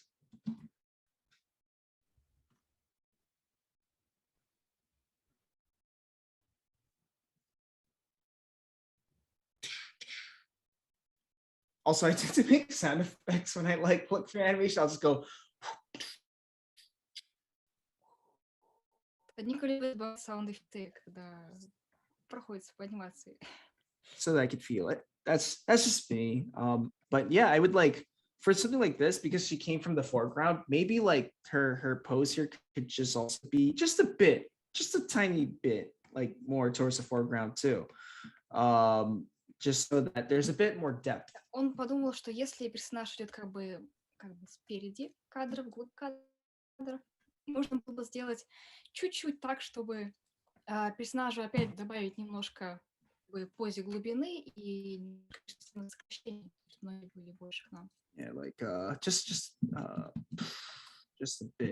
a bit of foreshortening. But other than that, it is it's a solid reel. I mean, all you guys did solid reels. Again, way better than I was a student. When I was a student, you know, I was a mess. But overall, like... Деморил, и что вообще в целом, ребята, у вас замечательный деморил, и что когда он был студентом, конечно же, он рисовал не так хорошо. Yeah. Oh, just like these are just small notes, like super tiny notes. And this is just for everyone here. It's just like, you know, really flip through and watch the spacing, because it's like, you know, when she breathes in, notice how like she stops and then she like jolts back up. So I would honestly like have another in between here and in here, because it kind of looks like she just pauses. So bloop, see, there's like a little pop. Больше флиповать и смотреть за спейсингом, потому что, например, в этом месте такое ощущение, что вот между кадрами слишком большое расстояние, он бы добавил еще один промежуточный кадр, потому что в одном моменте такое ощущение, будто бы она прям остановилась. Yeah, it's just like constantly rolling and flipping through your drawing, so you can just see, oh shoot, like the nose here goes 1, 2, 3, 4. So it's like there's a huge spacing here, and that's fine. So yeah, I mean, the only thing I wanted to say is like spacing stuff, it can always be fixed. But then like the whole acting and the idea stuff, it's like, as long as that's good and as long as it has an impact, it's good. But yeah, it's like, that's the most common note that I have for all the reels I saw. It's just like really pay super close attention to the spacing. And once that's out of the way, it's like, oh shoot, okay, this person has control. They have good ideas too, but they also have a good sense of control in their animation. And overall, like, this is really good stuff that you guys have. Итак, Тоник снова повторил ту мысль, что нужно обязательно флиповать и смотреть на кадры, чтобы как бы спейсинг не гулял.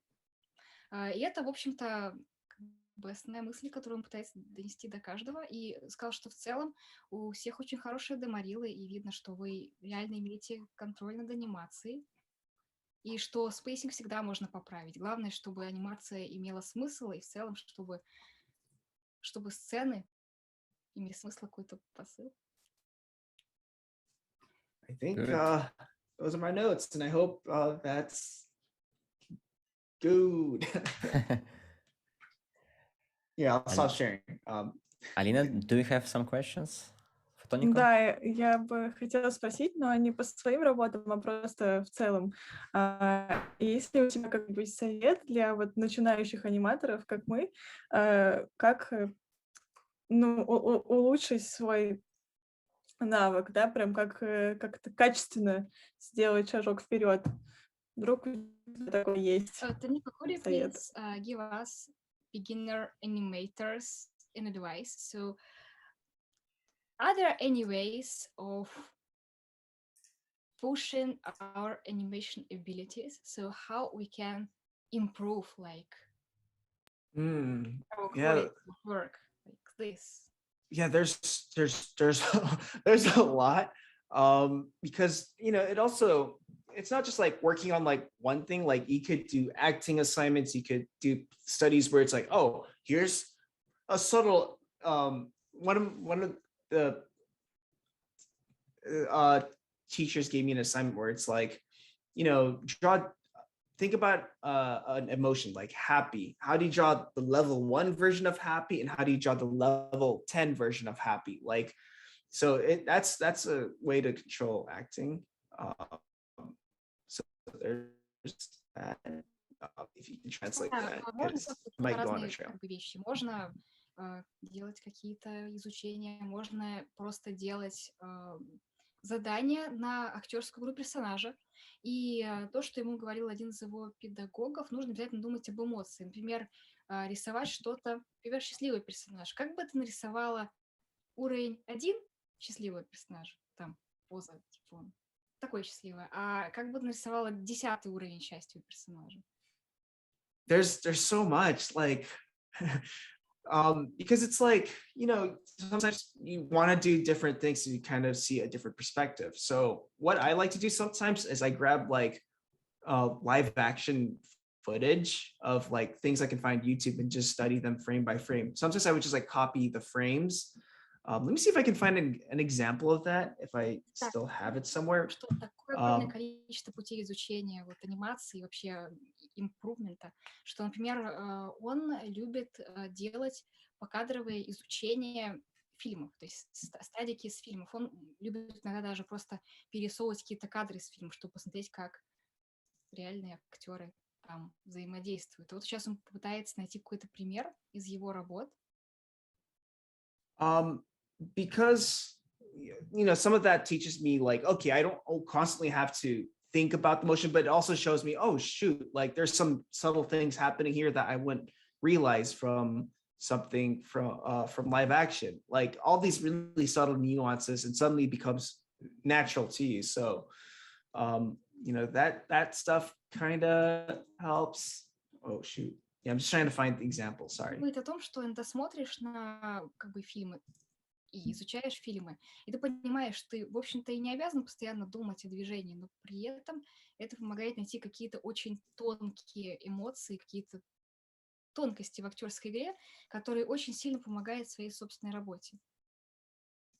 Yeah, sorry. Let me see if I have so let me share a screen briefly.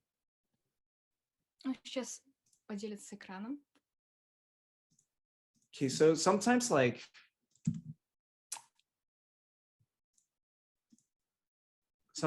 I would like get movie clips. So I would like study random clips. I'm like, oh, I want to try and animate this. So like I'll like watch it, and then when I'm watching it, I'll like go frame by frame. So let's say every 2 frames or every 4 frames, I forgot how to like move a frame. Is this it? Yeah. So, oh shoot, no, it's not that.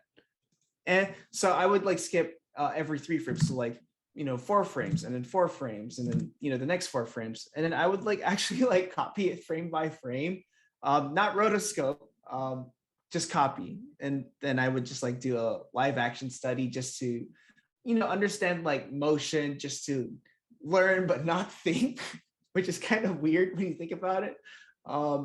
Just so that I can see things in a different perspective. So Yeah. Мне продолжать переводить, Да, да? да, конечно. Да, я быстренько переведу. Итак, Тоника опять же продолжал говорить о том, как он, собственно, как он копирует, как он изучает эти темы. Он говорил, что вот он просматривает какой-то там клип, который ему рандомно понравился, он подумал, ой, я хочу это санимировать. И он начинает этот клип просматривать даже не по одному кадру, а по 3, по 4 кадра, чтобы заметить движение, и он их копирует как бы в анимации, то есть он их прям копирует, но он не делает ротоскоп, он их не обводит, он просто рисует, смотря на кадр, и получается, он изучает мало того, что движение, но еще и композицию кадра. and Yeah, I just wanted to just add that it's a very good example, I think, to keep the flow, yeah, to learn by doing, but not thinking like as you say, yeah. Yeah, it's like life drawing. Yeah, it's like relaxing in a way, and also like keep you practicing. It's very interesting. because it's like super tiring to always like think acting. I gotta make those nice beats, gotta think about clear acting, and it's so tiring. And sometimes you're just like, I want to have fun with animation again, but I don't want to think, well, there's this. But yeah, I mean, another thing that was just is like do acting studies where, you know, maybe animate to sound clip or music. I like animating to music because I'm bored of dialogue scenes sometimes, but with music, it's like, oh, it's song, it's challenging. Maybe there's a beat that I can animate to. Anything that can help me like really be, have fun, but also be creative. So acting assignments like 11-second club, I used to do that as a student a lot. I haven't done it in such a long time. Are you guys familiar with it? It's like every month, right? Every month is a challenge. Yeah. Actually, maybe we can share it with our students and also here in the chat. Maybe you can send us in the chat a link. So yeah. You know, it's like, yeah. Let me see if we can. Sonia can say Russian. Да, Эдвард говорил о том, что тот способ, который Тоника показывал, это такой хороший способ, который позволяет расслабиться, почувствовать движение. Да, вот Тоника сказала, что да, действительно иногда как бы очень устаешь от анимации и хочется как-то расслабиться и почувствовать снова радость от того, что ты занимаешься анимацией. И вот одно из вещей, которые он также предлагает, это как бы изучение актинга, но делать какую-то анимацию, возможно, под музыку. Потому что вот ему нравится делать под музыку просто потому, что иногда он просто устает от диалогов, они ему надоедают. И под музыку анимировать достаточно весело, то есть, возможно, там есть какой-то бит, под который можно сделать какое-то движение. То есть это действительно позволяет и расслабиться, и попрактиковаться. И вот еще они обсуждали 11 Seconds Club, то есть что это, как челлендж получается, ежемесячный челлендж. Вот, я знаю, я смотрела, это челленджи, где люди анимируют либо на диалог, либо на музыку, я не знаю, а потом, кто победил, того просматривает какой-то аниматор крутой, да, вроде как. What do you get if you win this challenge? Is like some of animators will give you feedback, or just they share it? You can choose to just share it, or some people just get like a professional animation mentor critique. I've never won any of those because I mean, personally, like I think like I don't know how I feel like another critique from a professional feels as a prize. I feel mixed about it, to be honest. I would honestly like maybe interview with the person might be better, and I think they've done that with a few people. But if it's just like another critique, it's it could be more of the same. But I think if you are already a professional, right? So maybe it's for the beginners to motivate them, to participate. So I think it's different because I remember when I was a student, I was like, oh yeah, that sounds like a pretty good prize. But then at the same, now that I'm a professional, it's like I want to get to know the student more. I want to get to know the artist behind it. Like, what was their thought process? How did they do it? What was their how did they thumbnail? Like stuff like that. I would love to read more so than someone else's critique, because you get, even when it comes to critique, it can also stem from bias, which is very dangerous. Like, if let's say someone gave me a student work, I'm like, no, this is not how you're supposed to do it. In Disney, you learn it like this. I've never worked at Disney, so that's also like terrible. So I think it's always good to have a mix of things. I love seeing like interviews of like, how did you do this sort of thing? But a critique, it's meant to be taken with a grain of salt or not. Okay, Соня. Это было очень длинно. Я постараюсь перевести то, что я запомнила. Итак, Тоника рассказывала... Эдвард спросил Тонику о том, что какие вообще призы за этот 11-секундный анимационный клуб. Это есть такая канал на YouTube. И там иногда бывает разбор работ людей. И Эдвард спросил Тонико, какие же призы за победу в челлендже этого 11-секундного клуба.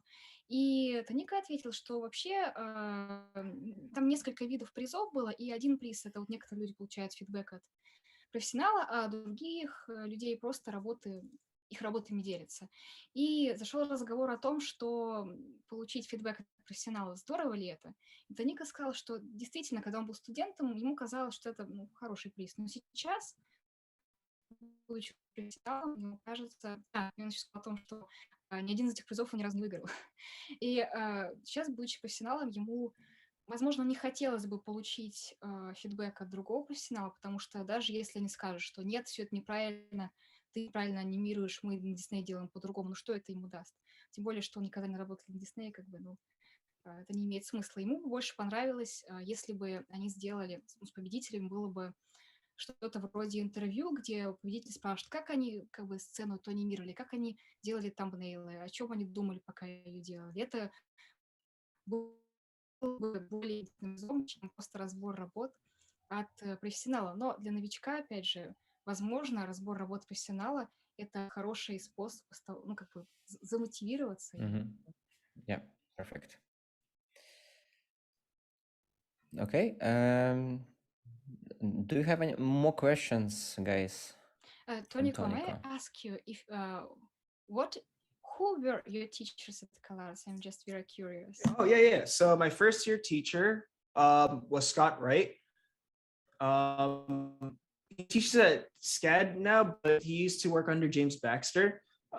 He was my favorite teacher because he was not the type, he knew the 12 principles and he wanted everyone to understand their mechanics, but he didn't want everyone to animate in a certain style. Like he's one of the people that showed, oh, here's a cool thing that I found. It's Pocoyo. Oh, here's this weird obscure animation. Oh, look at this. I think because of him, like I got into the Soviet era animation like rabbit hole where it's like, whoa, watching the one with the cat.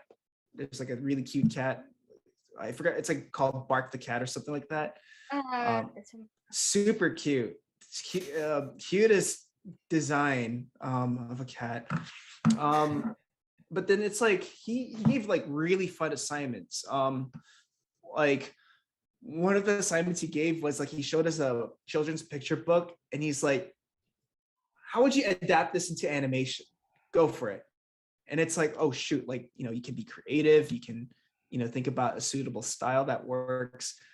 But he was also a very hard teacher. I remember he told me at the end of the school year, he said to me, he said, Toniko, everyone thinks you're a decent animator, but I don't think you are. And that made me like really, really want to work super hard in finessing my animation skills. So that was my first year teacher. My second year teacher was Sue Croyer. Oh, do I need to pause? Yeah, can you translate? Yeah. Toniko, could you please repeat the name of your first year teacher? Oh, Scott Wright. Here, let me write it down actually. Scott Wright. Итак, первый учитель в первом году Кларса у Тоника был учитель Скотт Райт. Это был действительно крутой педагог, потому что он не говорил студентам, в каком стиле нужно анимировать. То есть он, так понимаю, приемлил любые стили, ему можно было показать любую вещь, любой стиль, там, не знаю, абстрактную анимацию, что-то еще, и он это воспринимал. Одно из самых интересных заданий, которые Тоника помнит, было то, что он принес студентам книгу с детскими рассказами и с иллюстрациями, так понимаю, и попросил студентов, сделать анимацию, как бы они вот эти вот иллюстрации привнесли бы в жизнь. И студентам нужно было подумать, каким способом это анимировать, в каком стиле. Но это был очень классный препод, но он был также очень жестким преподом, потому что он сказал такую вещь Тонику, то есть он говорит, что в конце года он ему сказал, что все думают, что ты хороший аниматор, но я так не думаю, что очень грубо, по-моему. И это, возможно, повлияло на желание Тонико копать глубже в 2D-анимацию. Я так понимаю. I guess I'll just state the next three like pretty briefly. Okay. My second year teacher was Sue Croyer. So let me write that down. Следующий препод был Сью Кроер. Is it She's the wife of Bill Croyer. Oh. You know, she was in the Fern Gully days. It's in the chat. Да-да, это второй препод, это Сью Кроер, и она была женой Фила Кроера, да? То есть они были как бы из этих крутых аниматоров. My third year teacher was James Lopez. We call him J-Lo. Like, hey, J-Lo, no, come to class dancing. But it was sad because his class was late at night, 7 to 10 p.m. So we always came in sleepy and falling asleep in front of him. So that was our third year teacher. He worked at Disney for a while. And then our fourth year teacher was Randy Haycock. Итак, учитель третьего года у Тонико был Джеймс Лопес. Они его звали Джейло, потому что он танцевал, ходя в класс. Ну или, в общем, не знаю, очень веселый был дядька, так понимаю. Он работал немного на Дисней. И четвертый препод это Рэнди Хейкок. Yeah, so our fourth year teacher was Randy Haycock, and he was just more about the acting, like how to bring the character. Like think about all these. It's like when you think about the characters, think about their age, think about their occupation, think about what they do for a living, and you know their mental state. And it was more of like in-depth character acting class. Да, Рэнди Хейкок был больше о как бы актерской игре, и он всегда говорил, думайте о том, какого возраста ваш персонаж, что он вообще думает, кем он работает.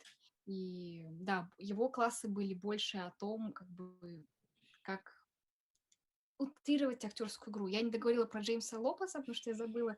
И Тоника сказала о том, что у них очень грустно было с тем, что его класс был очень поздно, и где-то в 7 вечера, ты понимаешь, в Кларенсе 7 вечера, это нормальное время для уроков. И ребята приходили к преподу уже очень-очень сонными, и, в общем, спали напротив препода, что грустно. I was gonna say, I wish I could show you guys my first year demo reel because it's really bad, but that was the last year we shot all of our assignments in VHS tapes. We still had VHS in 2010. It was the worst. Wow. Это прям, it's like a tape. Really? Yeah, it is tape. Yeah. It is tape.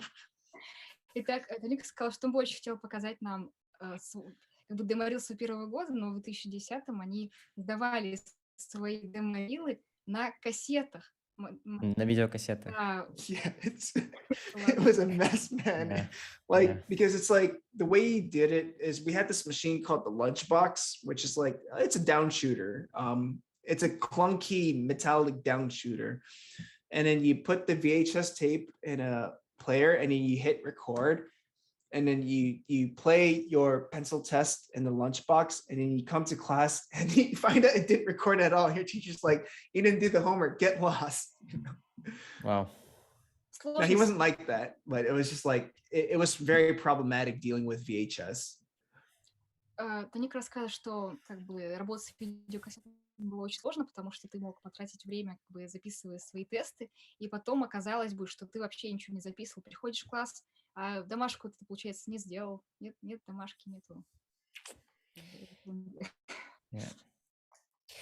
I thought, as a kid, I felt cool. It's like, oh yeah, old fashioned. We're learning things the old way, you know? But then I realized that, well, that kind of sucks. Когда Тоника был ребенком, ему казалось, что изучать анимацию в таком как бы старомодном стиле это очень круто, но когда он пришел к Кларенсу и начал это делать, он понял, что это как-то не очень. I have a question from the chat. So, Tonika, what was your favorite project to work on?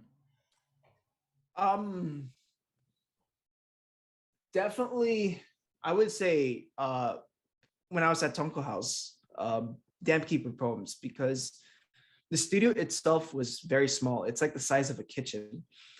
And so there was a lot of transparency and everyone was super supportive of each other. And even my director was willing to give us chances to like go beyond like, oh, can you want to take on this, want to do this? And you really felt like you had a part in it. So that was one of my favorite, I think that's like my favorite experience so far because, you know, I felt like I could contribute more than just like, oh, I'm another animator. And Eric O, it was Eric O that directed it.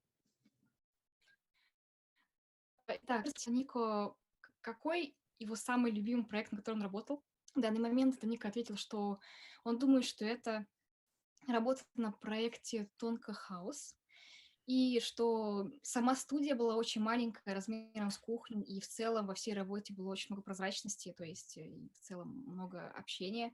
И также режиссер разрешал им как бы выйти за рамки, то есть, возможно, попробовать себя не только в анимации, но и в каких-то других сферах, потому что Николасу самому очень хотелось бы чувствовать себя еще одним аниматором, хотелось бы как бы вложить больше в проект.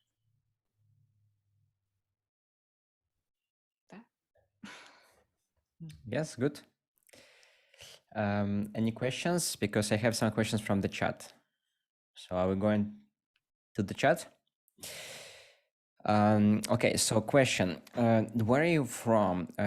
Did you study in CalArts by scholarship? I'm actually from the Philippines, but I grew up in Indonesia. So I have a pretty mixed background of growing up. The reason why I was able to go to CalArts was because I had the money at the time. My parents had the money at the time. And it was also kind of a part of my inheritance. Like they're like, this is going to be from your inheritance, you know that? I'm like, okay, thanks so much for that, by the way, to my parents. Because that school is brutally expensive. A lot of like art schools in the United States are not worth the price. I'm going to say it flatly, not worth the price. But I didn't do scholarship because every time like I tried looking for a scholarship, they were like really specific in what they wanted to do it. So I think for me, I was fortunate enough for that. Итак, вопрос был из чата, и вопрос был к Тонико, из какой страны, откуда он, и учился ли он в CalArts по какой-либо стипендии, и Тонико из Филиппин, но вырос в Индонезии. Учился в CalArts он не по стипендии, потому что в то время у его семьи были деньги, и за это большое спасибо семье Тонико.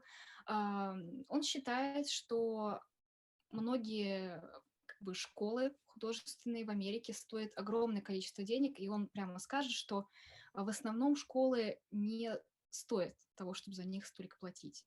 Но вот ему повезло, что у него была возможность, и он ей воспользовался. Good. So another question. What software do you use when you do 2D animation? Like usually? Yeah. So my usual go-to is TV Paint because it's just like so fast and raster and things don't glitch out like a vector program. I'm pretty sure most of you know that. So for this project that I'm currently on, for myself, it's a personal project. I'm using Toon Boom because the old version I used to animate in Adobe Flash, or now it's called Adobe Animate. And it is, I stopped using it because I just couldn't deal with drawing it anymore. It was painful. So TV Paint and Toon Boom are my usual go-tos. Although for the iPad, for those who like to try and animate in the iPad, I use this one called Rough Animator. Let me write it down just so that. Я пока переведу. Итак, вопрос был о том, какие же программы Тонико использует, когда анимирует. Тонико ответил, что, конечно, он в основном использует TV Paint, потому что в нем удобно работать. Но на проекте, на котором сейчас работает, они работают в Toon Boom Harmony, да? И Toon Boom Harmony тоже нормально. Раньше он работал в Adobe Flash, и сейчас называется Adobe Animate, но он больше не может с ним работать, потому что это была сплошная боль, и он перестал в нем работать просто потому, что, ну, невозможно, неудобно. И основные его программы, кто он использует, это Harmony, получается, и TV Paint на данный момент. So my personal question: do you know there is a lot of companies or projects in the United States who work in TV Paint? Well, when I worked on Damn Keeper poems for Tonko House, that's TV Paint. Okay. Actually, like when I did animation tests for Kipo, for back at Dreamworks, we have TV Paint licenses for all the animators there. Same with Netflix, like there's like TV Paint licenses there too. Because we don't really do 2D animation in-house for like the final productions. It's more like character exploration or special case animation where it's like a short little sequence or so. But Harmony is still like the mainstream, the industry standard for especially in TV productions. Yeah. Because you know it outsources everywhere. But TV Paint, I guess there's like smaller US studios that use it. I'm just trying to think of some. I know no Powerhouse, they usually use Toon Boom. Okay. Yeah. Okay. But I think it's it's understandable. Yeah. Итак, Эдвард задал свой персональный вопрос. Вопрос был о том, многие ли студии в Америке используют TV Paint. Тоника ответил, что да, Tonko House использовал TV Paint. И, по-моему, когда они работали на Kipo, на проекте сериальном, когда он был на Dreamworks, у них так же, как и на Netflix, у каждого аниматора был доступ к лицензии TV Paint. Но так, в целом, Toon Boom Harmony считается стандартом индустрии, и как бы он такой весь сейчас на хайпе. Его все сейчас используют. Да, I just wanted to say something. Like, TV Paint used to have a cooler name before. It used to be called Mirage. Oh, really? Yeah. I don't know, like Mirage, TV Paint. You know, how does that happen? It's like, okay, let's come up with new software names. Animaker, Animagic. Let's go basic. But it used to be so cool back then. Same with Flash. Like now it's just called Adobe Animate, but Yeah. Flash, impact. And the name says everything. Итак, Тоника рассказывала о том, что на самом деле TV Paint раньше назывался Mirage. Это удивительно, что они так переназвались, то есть из Mirage в TV Paint. Также он тоже отметил, что раньше Adobe Animate назывался Flash, и тоже было гораздо круче. Yeah. I have another question from the chat. How long have you studied animation and drawing before entering the animation industry? So I actually started like learning how to make cartoons during the Newgrounds days. So that's like the mid 2000s, where it was like the online animation scene was still very indie and still very small. Now it's like everyone knows about animation and, you know, the resources to get, and even industry people are involved in the online community, but it wasn't like that before. So I was actually teaching myself how to like make stuff in Flash, and maybe I can like find some old high school work that I have to show you what that's like. So I actually started technically, you know, when I was a teenager. I would say like 15 to 16 years old. But then I didn't consider studying animation as a career until later high school. And then I think after then I went to Sheridan, then Cal Arts. But I started when I was 15. Итак, Тоника рассказывает вопрос. Вопрос был о том, сколько лет Тоника учился анимации, прежде чем войти в индустрию, и он рассказывал о том, что раньше не было такого количества профессионалов индустрии в сети, то есть не было у людей такого доступа к ресурсам, как есть сейчас. И он начал учиться анимации, заинтересовался этим, когда ему было лет 15-16. то есть в середине 2000-х, и он там пробовал разные вещи делать во флеше, как я понимаю, но он тогда не думал об анимации как карьере. И задумался уже о том, что он хочет заниматься анимацией уже ближе к концу старшей школы. Yeah. So here's a sample of like something that I made back when I was in high school. I would say it's pretty ambitious for when I was a kid, but it's like, oh, you know, I was learning how to make cartoons. I made one about a penguin. I never finished it. But it's like, you know, I was teaching myself how to like make things in Flash 8. I think that's what I was using back then. Oh, look, Hotmail, my old Hotmail email. I would put in all my cartoons back then. So I was actually like teaching myself how to animate with like Flash. And the thing is, like, that community was so small and we were just like collecting resources because there was no animation schools like this. Everyone was just like doing word of mouth, or they found stuff on online forums and they were talking about, yeah, things like that. Так, Тоника показал пример работы из своей школы, когда он был еще дитя. И там он пробовал разные штуки во флеше. И этот проект про пингвина, он никогда, конечно, его не закончил, но он был весьма амбициозный для начинающего художника. И там он просто пробовал как бы анимировать, изучал флеш. И там можно увидеть его старый e-mail, как бы Hotmail, который он тогда постил на свои работы, приклеивал. Также он говорит о том, что, да, действительно, тогда не было никаких ресурсов доступных, не было таких школ, как Animation School. Просто передавалось все из уст в уста, или ребята сидели на форумах и искали информацию. То есть мы сейчас достаточно удобно. I just wanted to show you a few more stuff because it's kind of like, oh, what it was like learning animation as a high schooler back in the mid 2000s. So, you know, I was like learning how to animate stick figures at the time. You know, like I was also a really violent kid. I thought it was funny and cool. Let's make things bloody. And then like I was like learning how to actually like do frame by frame animation, like just to learn it. And of course, it's like, this is after watching Spider-Man 3. I was like, oh, that Venom scene was terrible. I want to do better. But yeah, I mean, you know, I was just like, this is the last thing. No, I made so many weird things. Like I made like music videos. Like, look at this. Ooh, yeah, look at those pauses. It's so embarrassing to watch this, but it's so funny to talk about this because it's like, wow. And look, I was being stylish with the transitions here. Look how many Yeah, cuts. but look, yeah, these cuts and composition is wow. Yeah, I mean, I was the like camera movement, man. I was like learning, yeah, how to move cameras. I played Shadow of the Colossus a lot, so I was like, oh, bloom lighting. I gotta have bloom lighting everywhere. I think this is the last thing I made when I was like, I think 18.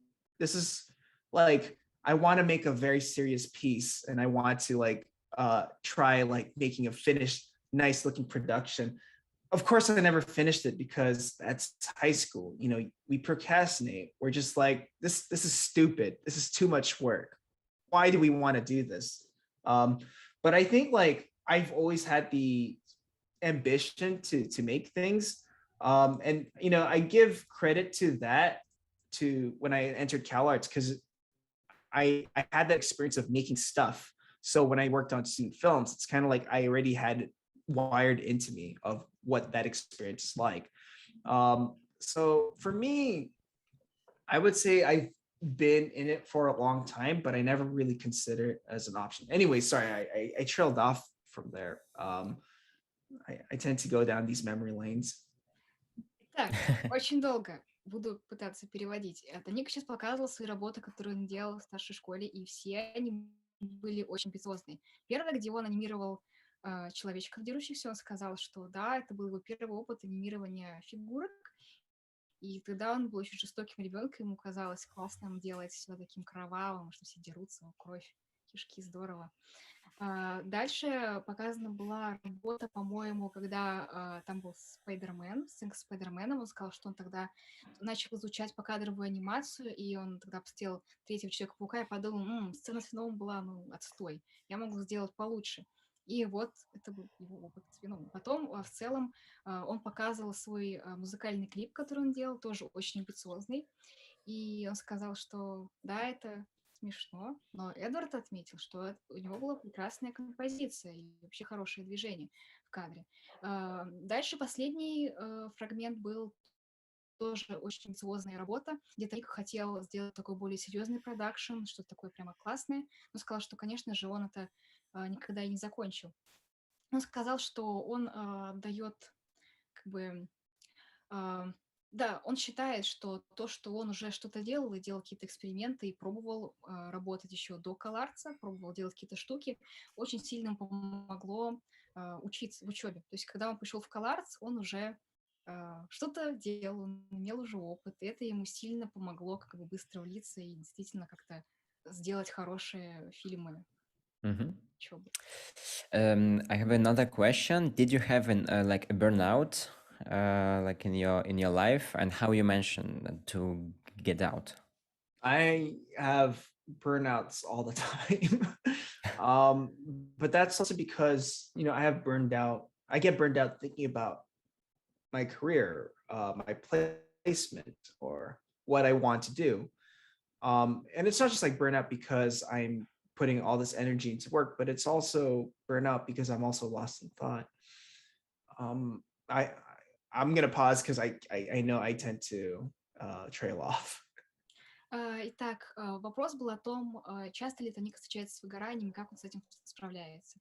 Тоника сказал, что в общем и целом он всегда выгорает, и это как бы от разных факторов зависит. То есть, может быть, ему надоело то, что он делает, а может быть, место, где он живет, или это был способ решения проблемы.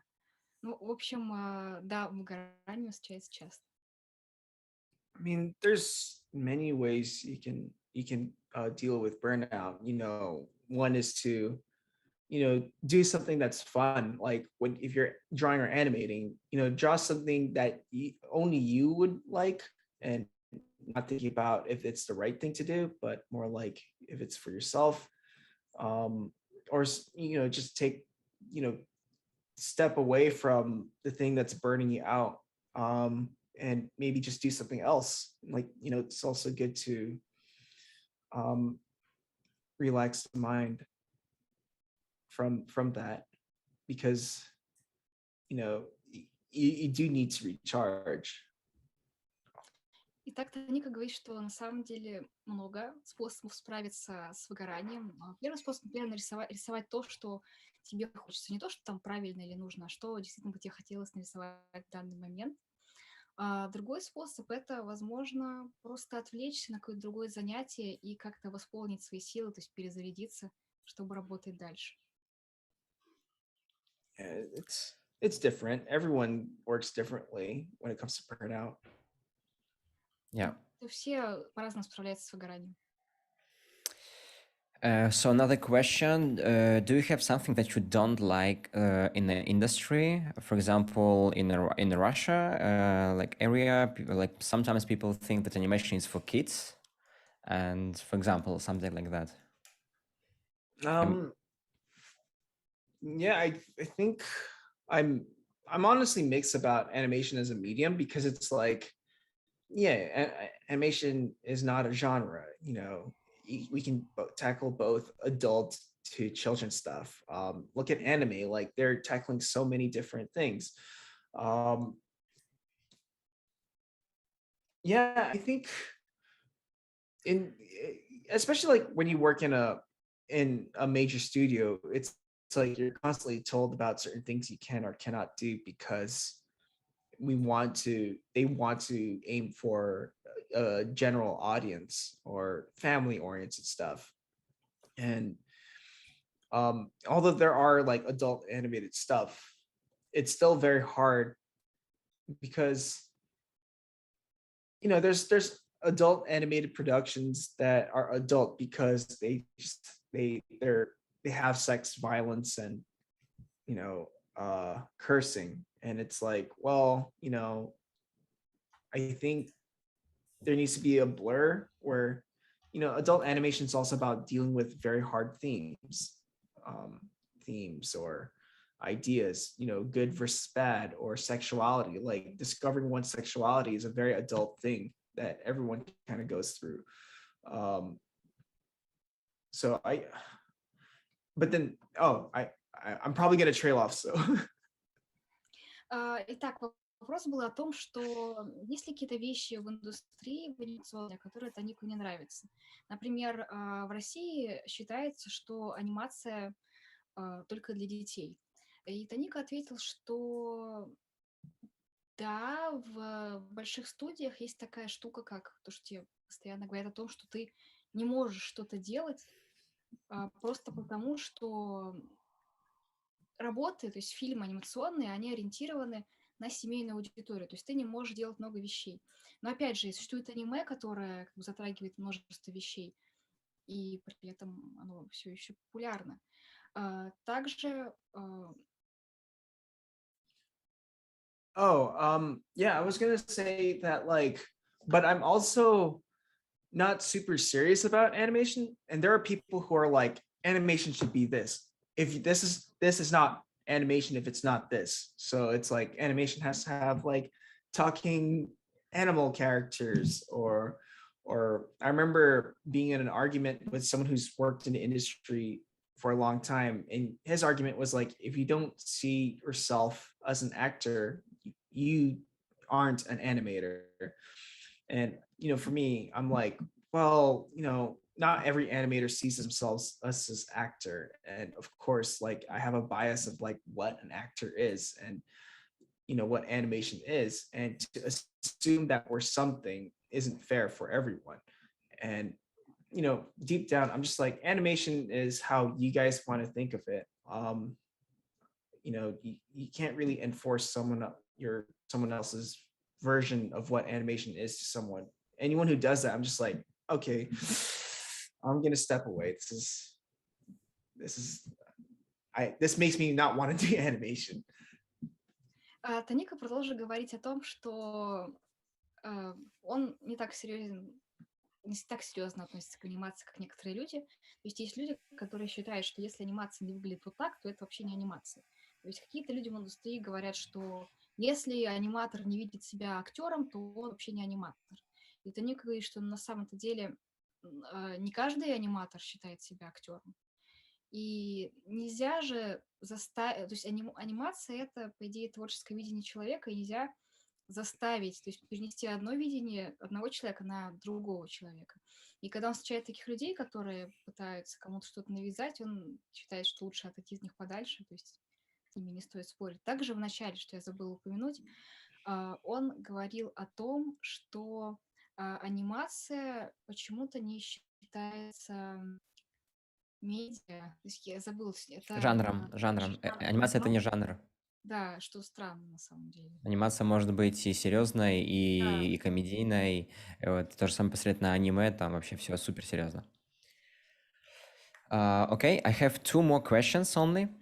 So the first of them, it's you say that it's good to push the animation and to push drawings to make them more stylized. When exactly you think better to push and stylize the drawings and character? Like when to push certain actings, right? When, yeah, in what situations, for example?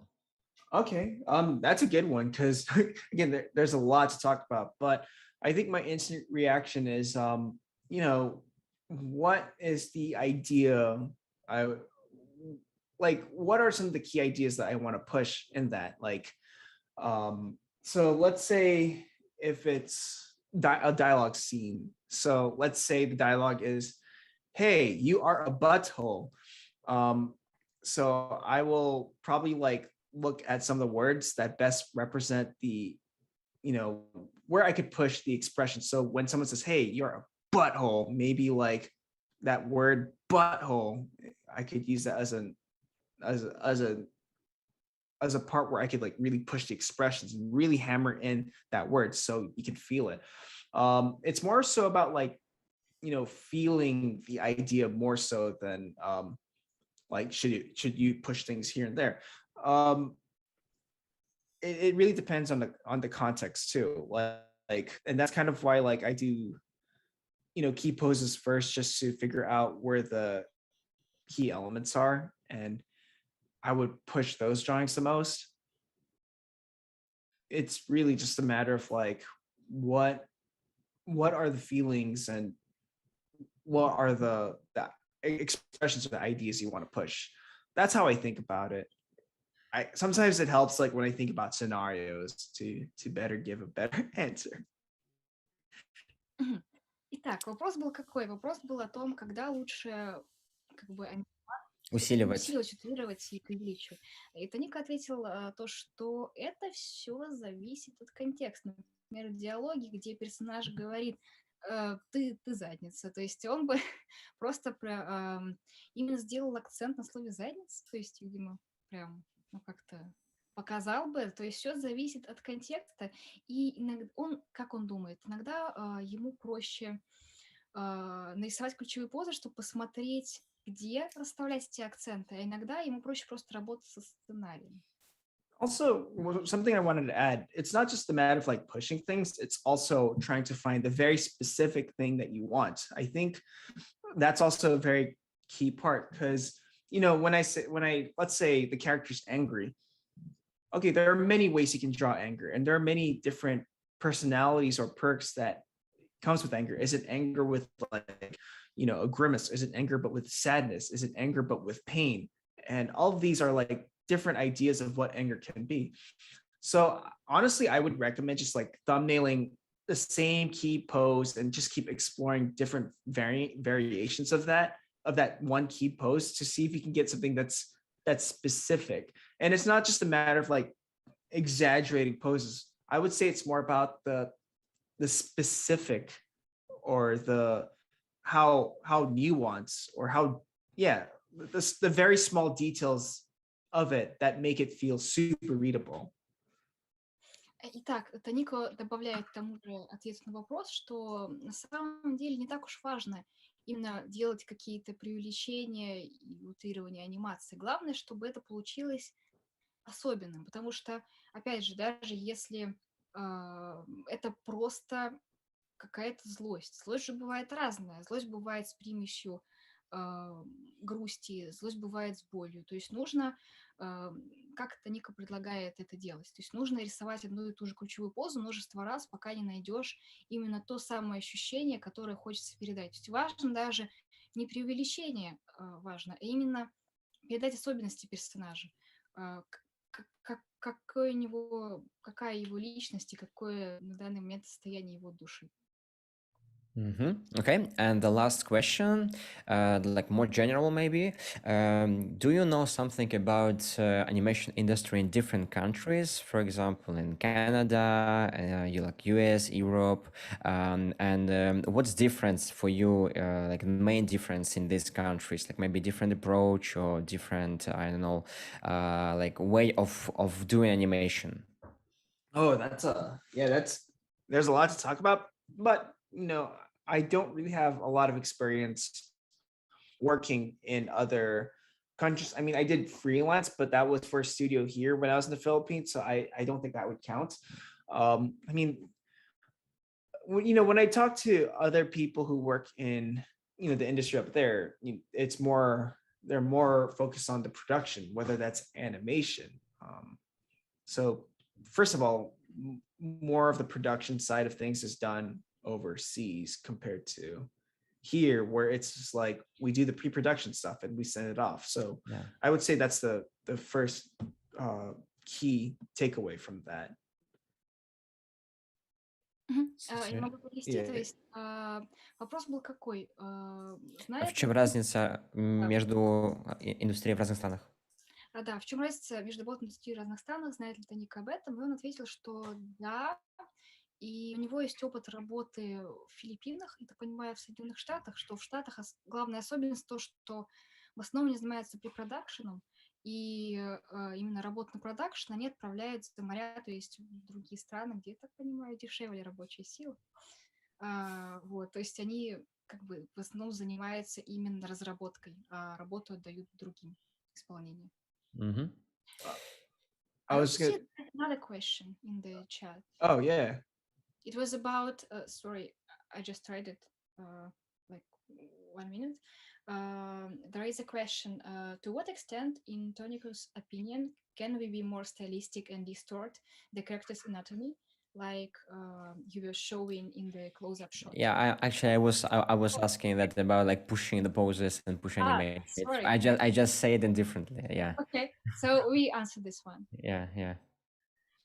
There was I was gonna say something like there's a lot of people in the industry here that don't really know how to animate because there's really barely or no jobs for animation. It's all just like storyboarding and stuff. And maybe So, VizDev, right? VizDev, character design. And actually, that's why you're saying that in US people more making the pre-production and then they just I would say send it to the Europe or the Asia to make a production. Yeah, or like to do cleanup work. I know. I mean, Powerhouse Animation Studios in somewhere in Texas, like they still animate stuff over there. But then I know they will send it off to a Korean studio for coloring and in betweening. But yeah, there's especially here, like not everyone knows how to animate. It's actually kind of a rare skill in this generation. So you think like animation school? I mean, school in Europe, it's much stronger, right? In terms of the skills than in US. I think there's a lot more like people who can actually animate and do things. And there are some like really good animators here for sure. Like especially from school, there are students who are exceptional. So I think it's like more so like we see more good animation from Europe or from Asia more so than like. Then I'm only strictly speaking from 2D animation point of view.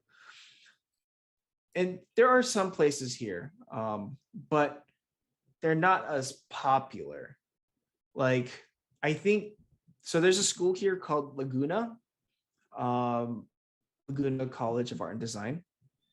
The 2D animation program is really, really good, and all the students there can animate really well, but no one really knows them because they're not as popular as like Cal Arts or Sheridan or Ringling or SVA. But they have a really good animation program. So it's just like there's a lot of things that I personally don't know about.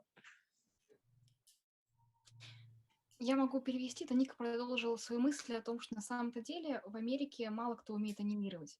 То есть это достаточно такой редкий скилл для людей нашего поколения. Потому что действительно они занимаются больше предпроизводством, то есть раскадровки, там, визуальная разработка, а все остальное они посылают за границу, то есть в другие страны. Например, он говорил о студии в Техасе Powerhouse, которые что-то все-таки анимируют, но для того, чтобы покрасить анимацию, сделать инбитвины, они посылают эти свои анимационные сцены корейцам на корейские студии, чтобы, естественно, закончить сцены. Также мысль была о том, что в Америке же не особо сильно можно применять эти навыки в 2D-анимации, потому что, там практически нет такого производства. И Эдвард спросил, считает ли Тоника, что анимационная школа в Европе сильнее. Действительно, Тоника сказал, что в Европе больше гораздо людей знает, как анимировать. Собственно, можно делать, там есть работа для аниматоров. Скажем, в Америке есть такая школа, как Лагуна колледж искусств. И у них прям шикарная анимационная подготовка, анимационная программа, но при этом о них никто не знает, потому что они не так известны, как CalArts, Ringling, SVA или там Шеридан. То есть на самом деле еще много вещей, о которых Тоника сам не знает. То есть не о всех слышно. Okay. I think with questions we are done. So, Sofia, you can say the final word. So, guys, basically, I will just begin talking in English. So, Nikos, thank you so much for coming for us for coming to this event and giving us feedback. It was a wonderful experience, and I believe that our alumni, at the same time as audience, got lots of cool advices and had lots of fun watching you giving feedback to guys. Thank you so much for coming today, and thank you to Toniko, Edward, and all the alumni here. It was wonderful to see you.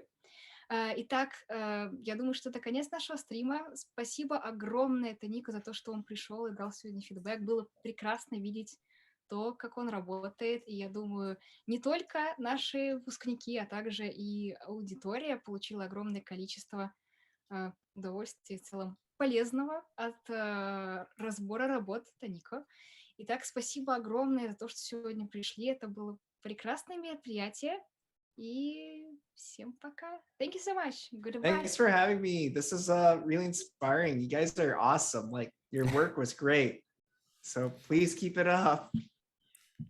Thank you. Thanks so much.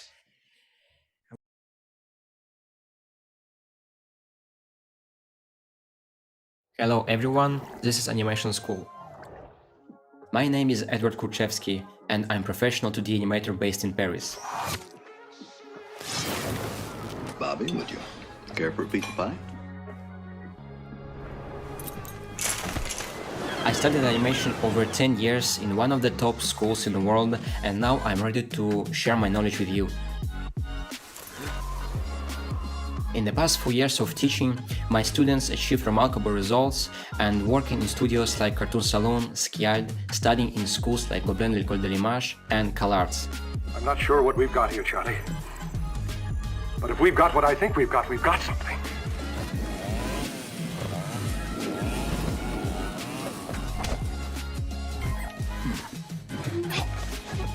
Our goal is to prepare qualified professionals in a short amount of time during our intense course.